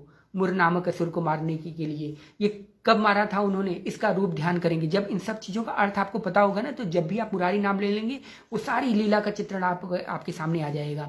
ठीक है, राधा, अब राधा का पूरा अर्थ जब आप विवेचन, जब आप राधा तक तो समझ जाएंगे, तब जब आप राधा नाम लेंगे तो एक अलग सी अनुभूति होगी, आपके रोम रोम से आनंद की प्रस्फुटन होने लगेगा। तो वो सब चीजें होते हैं। नाम की अलग बात है। राम अपने लिए, राम इतना गूढ़ शब्द, आहा, मतलब उसका नाम अगर आप लेंगे, शबरी का चरित्र आ जाना चाहिए, भरत का चरित्र आ जाना चाहिए, हनुमान जी का चरित्र आ जाना चाहिए, गीत का चरित्र आ जाना चाहिए। इन सब चीजों का जब चरित्र आने लगेगा, विभीषण का चरित्र आ जाना चाहिए कि कैसे उनको तारा, कैसे कैसे भगवान राम गए थे। जब राम आ जाएगा तो राम तो सब कुछ अपने में समाहित है, तो अंदर से जो भावना निकलेगी ना, तब उस नाम का सार्थकता होगी। खैर, इस पे मैं विशद विवेचन करूंगा फिर कभी। प्रद्युम्न पाठक, जब जागे तभी सवेरा है, तत्व ज्ञान सिर्फ आत्मिक ज्ञान ही है, बाकी सब कहीं ना कहीं आडंबर है। बिल्कुल सही बात, आडंबर तो है ही। कहाँ गया? हाँ, बाकी सब आडंबर है, अपनी स्वार्थ पूर्ति ही। यदि इस तत्व को पहचान गए तो आपके अंदर ही तो विद्यमान है, आपको कहीं जाने की आवश्यकता है ही कहाँ भला। वाकई शास्त्रों की इतना कहानी सुनकर नहीं की जा सकती, लेकिन यदि कहानियों से निष्कर्ष निकालने लग गए तो कुछ प्राप्त नहीं होगा। ये एक समूचा विज्ञान है जिसकी प्रोग्रामिंग इन शास्त्रों की कोड कर दी गई। बिल्कुल सारी कोडिंग है इसकी, आपको ये कोडिंग करनी पड़ेगी, इसको आपको जो है फॉर्मूलेज इसको तोड़ने पड़ेंगे, तब आपको समझ में आएगा क्या लिखा हुआ है। नहीं तो ऐसे पढ़ेंगे, ऐसे समझेंगे, तब आप नास्तिक बन के निकलेंगे, अपने शास्त्रों को जला देंगे, भागवत को बेकार कह देंगे, वेदों को बेकार कह देंगे। इसलिए उसको समझना, उसकी कोडिंग, उसकी फॉर्मुलेशन बहुत जरूरी है। इसीलिए हमारे संत महापुरुषों ने भाष्य लिखा है। वेद पहले एक ही था, एक वेद था, उसको इतना गूढ़ वेद था कि नॉर्मल लोगों की समझ से बाहर था। मतलब बड़े बड़े संत महापुरुष भी उसको समझने में वो थे, बुद्धि से परे थी। फिर वेद व्यास जी का ऐसे नहीं समझ में आया, उन्होंने 4 भागों में से विभक्त किया। जब 4 भागों में विभक्त किया तब पर भी लोगों के मन में आए कि ऐसे कैसे। फिर उसको उन्होंने और विस्तार दिया, तब उन्होंने उपनिषद बनाए, फिर पुराण बनाई, फिर और भी ऐसे भागवत बनाई। करते करते रचना जब, तब पर भी कहानियों के माध्यम से उसको बताया, सब कुछ बताया कहानियों के माध्यम से, तरह तरह के वो बना करके, हवा वायु देव ने ऐसे कर दिया, सूर्य देव ने ऐसे कर दिया, सूर्यदेव वायुदेव कोई मुकुट पुकुट पहने कुछ नहीं है भाई, ये बात मानिए। कोई ऐसी देव देवता जो हम जैसे पुराणों में लिखा हुआ है या टीवी उसके माध्यम से देखते हैं, ऐसा कहीं कुछ नहीं है। जिस दिन आप ये बात समझ लेंगे उस दिन सारी चीज़ें आपको समझ में आने लगेंगी। ये सब कूट चीज़ें होती हैं जिसको हमने तोड़ने की आवश्यकता है। ये सब शक्तियाँ हैं, उन शक्तियाँ अब शक्ति है, अब शक्ति को आपको बताने के लिए कि एक शक्ति है, अब आप कैसे समझ पाएंगे? उस शक्ति को मानवीकरण करने का प्रयास किया गया है ताकि आप समझ सकें। जहां जो आप सोच सकते हैं उसकी बुद्धि के अनुसार, जैसे अब बच्चे की बुद्धि क्या होती है तो उसको बताया जाता है सूरज बोला, सूरज ने ऐसे कर दिया, सूरज ने आंखें बंद कर ली और कुत्ता बोल दिया, और सूरज जो है ऐसे ऐसे घूम करके सूरज को गर्मी लगने लगी, सूरज को ठंड लगने लगी। ये बताने का तरीका है, सिर्फ बताने का तरीका कि सूरज गया और उसने जो है चंद्रमा को बोला आज से मैं तुम्हें जो है अपना प्रकाश नहीं दूंगा, जाओ, और वो छुप गया, सूरज छुप गया। तो ये सब बच्चों को समझाने का तरीका है, क्योंकि अभी उनका मस्तिष्क उतना डेवलप नहीं है। जिस दिन डेवलप हो जाएगा उतना मस्तिष्क, उस सबको समझ में आ जाएगा अच्छा सूर्य तो एक पिंड है, पिंड मात्र है, उसके आजू बाजू वो सब घूम रहे हैं, और कहीं सूर्योदय सूर्यास्त जो है ये सूर्य नहीं करता है, न सूर्य कहीं चलता बलता है, सूर्य वहीं एक जगह स्थिर है, वो तो पृथ्वी है जो सूर्य के चक्कर काटती है। ऐसी पंचतंत्र की कहानियां इसी तरह बनी थी। कैसे बनी थी पंचतंत्र की कहानियां? इसी तरह विष्णु शर्मा जो बनाए थे, उन राजा के जो 4 मूर्ख पुत्र थे, चतवारह मूर्खा पंडिता, वो लोग थे। तो उनको समझाने के उद्देश्य से कि कोई नहीं समझा पा रहा था, उनको वेद शास्त्रों की नॉलेज कोई नहीं दे पा रहा था, लेकिन राजा चाह रहा था कि भाई किसी तरह मेरे पुत्रों को कुछ तो नॉलेज मिले। तो उन्होंने बुनियादी करवा दी कि भाई सारी जगह कि देखो कौन मेरे पुत्रों को शिक्षा दे सकता है। तो सभी लोग आए, सभी लोग एक एक महीने लेके गए, लेकिन इतने मूर्ख थे कि उनके दिमाग में कोई बात घुसती नहीं थी ना। और आज की बातें नहीं, आज तो ये सब बातें चलती हैं, लेकिन तब की बातें, तब तो बिल्कुल विज्ञान की बातें चलती थी, वैदिक विज्ञान की बातें चलती थी, तो उनके दिमाग में नहीं घुसा था। मोरल चीज़ें जो नैतिक शिक्षाएं होती हैं वो श्लोकों के माध्यम से बताए जाते थे, तो वो उनके दिमाग में नहीं घुसा। तब एक विष्णु शर्मा नामक ब्राह्मण आए, उन्होंने कहा कि राजा जी मैं इनका जो है वो लेता हूँ, लेकिन मुझे 1 वर्ष चाहिए और इनको तब मैं ला करके आपको दूंगा। तो लेके गए, उन्होंने तब पंचतंत्र की रचना की, जिसमें उन्होंने चूहा बोला, बिल्ली बोली, और उसने ऐसे खाया अंगूर खट्टे हैं, और जो है क्रोकोडाइल ने बंदर को तैरा दिया, और ये सब कर दिया, ठीक है। चूहे और खरगोश की वो खरगोश और कछुओं की रेस बना दी। ये सब करने का क्या तरीका था? ये सब सिर्फ और सिर्फ उसका मोरल बताने की शिक्षा देने का मतलब था। तो इसी तरह हमारे जो पुराण बने हैं, जो हमारे शास्त्र हैं, जो हमारे उपनिषद हैं, उनको समझने के लिए बुद्धि चाहिए। जिस वक्त ये बुद्धि परिपक्व हो जाएगी उस दिन समझ में आ जाएगा। लेकिन ये बुद्धि कब परिपक्व होगी? जब निरंतर महापुरुषों के वचन सुन करके, निरंतर महापुरुषों की सेवा करके, तब वो महापुरुष अपनी कृपा प्रदान करते हैं। और एक बात ध्यान रखिए, ज्यों ज्यों आप भक्ति में प्रवेश करने लगते हैं ना, ज्यों ज्यों आप भगवान के निकट होते चले जाते हैं, त्यों त्यों आपके अंदर तुरंत अपने आप बिना पढ़े अथाह ज्ञान का भंडार अपने आप स्वयं में आता है। आपको न किसी वेद, न किसी शास्त्र, न किसी ऋचा पढ़ने की कोई आवश्यकता नहीं पड़ेगी। आपको स्वयं अपने आप वो चीजें आने लगी। जैसे कबीरदास जी थे, जैसे रहीमदास को नहीं बोलूंगा, रहीमदास जी कृष्ण भक्त थे, माना, ठीक है। जैसे सूरदास थे, ठीक है। जैसे तुलसीदास जी थे। गुरु नानक जी कितना पढ़े थे? कुछ नहीं पढ़े थे। मीराबाई जी कितनी पढ़ी थी? नहीं पढ़ी थी। लेकिन आज उनके एक एक पद पे, कबीरदास जी की एक एक सूक्तियों पर जो है PhD की जाती है। तो ये सब क्या है? ये सब यही है कि ज्यों ज्यों आप ज्ञान के नजदीक होते जाएंगे, त्यों त्यों आपके अंदर ज्ञान आता रहेगा। भाई देखिए, भगवान अग्नि के समान है। ज्यों ज्यों हम अग्नि के निकट आते जाएंगे ना, अग्नि की जो उष्मा है, जो गर्मी है, हमें मिलती जाएगी। उससे हमें पता लग जाएगा कि हाँ, अब जो है हमें धीरे धीरे उसका ज्ञान मिलने लगा है। तो ये सब चीजें हैं। खैर, अब आते हैं दूसरे अन्य उस पे।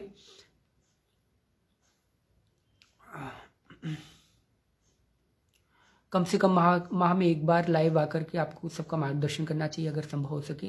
बिल्कुल बिल्कुल रजनी त्रिपाठी जी, नमस्कार। मैं बिल्कुल, अब तो मैं सोच रहा हूँ हफ्ते में एक बार आया जरूर करूँगा, क्योंकि अब मेरे पास थोड़ा समय है यहाँ पे। तो मैं हफ्ते में सैटरडे संडे में एक वो करता हूँ, और उसमें कोई एक टॉपिक लेकर के उस पर मैं जो है विवेचन करूँगा, या उस पर जो है मतलब आपसे चर्चाएं करूँगा। विवेचन मैं कौन हूँ करने वाला, लेकिन मैं आपसे करूँगा, ठीक है। अब आते हैं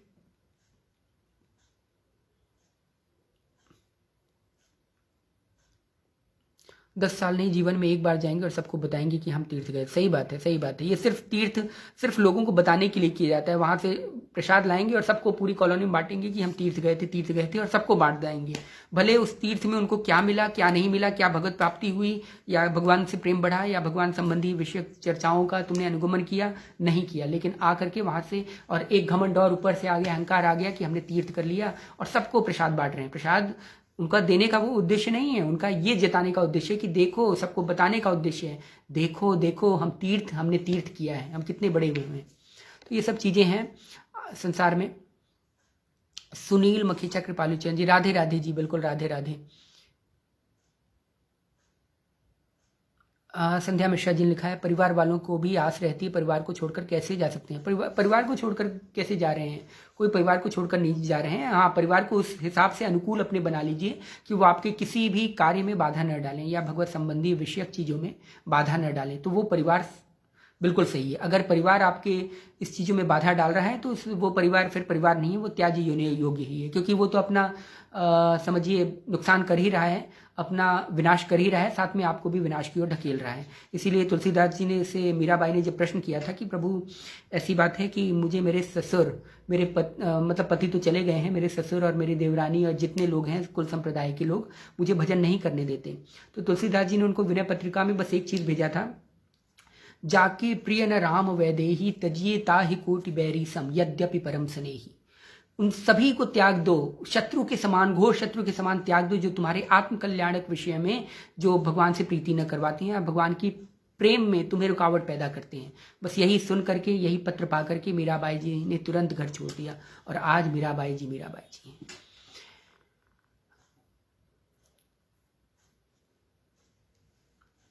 जी भैया, शास्त्र का प्रियंका पुद्दार लिखती हैं, जी भैया, शास्त्र को अच्छी तरीके से समझने के लिए कैसे और कहाँ से समझें, खुद अध्ययन से तो इतनी गूढ़ अर्थ कभी नहीं समझ सकती। हाँ बिल्कुल, गूढ़ अर्थ तो कभी नहीं समझ में आएंगे। शास्त्र तो ऐसी चीज़ें हैं ना कि इन पे बड़े बड़े भाष्य लिखे गए हैं, बड़े बड़े विवेचना की गई है, तब भी जाकर के नहीं समझ में आए। लेकिन कुछ बातें ऐसी हैं, एक तो आधा तो ये पोंगापंथी जो की है ना, इन कथावाचकों ने किया है। छोटी छोटी बातों को, ऐसी ऐसी बातों को उल जलूल बना करके, इन सब चीज़ों को बना करके कथावाचकों ने पूरे शास्त्रों को शास्त्रविहीन कर दिया एक तरीके से। जो कथावाचक, मतलब सभी को मैं नहीं कह रहा हूँ, सॉरी फॉर दिस सेंटेंस, लेकिन मैं सभी को नहीं कह रहा हूँ, मैं उनको कह रहा हूँ जो शास्त्र सम्मत चीज़ें न बता करके लोगों को फालतू चीज़ों में ढकेलते हैं। इन लोगों से दूर रहिए, सबकी न सुन करके कोई ऐसे संत महापुरुष या कोई ऐसे शास्त्र सम्मत विषयक गुरु का चुनाव कीजिए, या जो है उनका चुनाव कीजिए जो आपको सही सही बातों का मार्गदर्शन दे सके या निर्देशित कर सके। वरना तो कथावाचक सिर्फ अपनी बनाने के लिए, अपने पैसे को, मतलब अपना व्यापार चमकाने के लिए ऐसी उल जलूल बातें करते हैं। हाँ, बाकी का आप शास्त्र को पढ़ने के लिए आप कई सारे भाष्य हैं, आप कई सारे संत महापुरुष हैं, अपने जगत गुरुओं को पढ़िए, अपने पांचों जगत गुरु जितने हुए हैं उनके भाष्यों को पढ़िए, उनकी जो ज्ञान विषयक संबंधी तत्व हैं, प्रश्न हैं, चिंतन है, उनको आत्मसात करिए, उनको पढ़िए। तब आपको सारी चीज़ें, सब चीज़ों का आपको धीरे धीरे धीरे धीरे अभ्यास होता जाएगा और बातें भी समझ में आने लगेंगी। लेकिन मेन चीज़ है, अपनी भगवान से प्रार्थना कीजिए कि धीरे धीरे यह ज्ञान का प्रकाश या शास्त्रों संबंधी विवेचना या गूढ़ तत्व धीरे धीरे हमारे बुद्धि में घुसना शुरू कर दें। 1 साल नहीं, 2 साल नहीं, 3 साल लग जाएंगे, भले लग जाएंगे, लेकिन जब समझ में आएंगे ना, तब आप अपने शास्त्रों को चूम लेंगे, बोलेंगे वाह भाई, इस मतलब हम कहाँ थे, किस नाली के जंजाल में फंसे हुए थे और कहाँ हमारे पास सबको सारी चीज़ें उपलब्ध हैं और हम कहाँ फंसे थे। तो और जिनके पास ज्ञान है, जिनके पास इन सब चीज़ों से संबंधित ज्ञान है, उनसे आप बार बार प्रश्न करके उनके पीछे पड़ जाइए, उनसे पूछिए, क्योंकि समय एक बार गया फिर नहीं आएगा। क्योंकि ये जो समय जा रहा है, हम लोग इन सब चीज़ों में व्यर्थ कर देते हैं, नष्ट कर देते हैं कि हम ये कर लें, वो कर लें, तरह तरह के फालतू प्रपंचों में, तरह तरह के उनके प्रपंच, सास ननद देवर जेठौत और पता नहीं तमाम तरह के रिश्तेदारों के प्रपंच की, उनके देवरानी के ननद के जेठौत ने ये कर दिया था। इन सब चीज़ों को छोड़ करके सिर्फ अपना कल्याण के निहित की उन्होंने क्या कर दिया था, उनसे कोई मतलब नहीं। आपसे उनको 0 पैसे का भी जो है फायदा नहीं होने वाला, लेकिन आपके अपने कल्याण नियमित जो चीज़ें हैं वो उससे आपको फायदा होगा। आप अपने कल्याण विषयक चीज़ों को सोचिए, समझिए और उसको आत्मसात करिए। आलोक राय जी, राधे राधे राधे राधे। और सभी लोग राधे राधे ही कर रहे हैं, क्या बात है।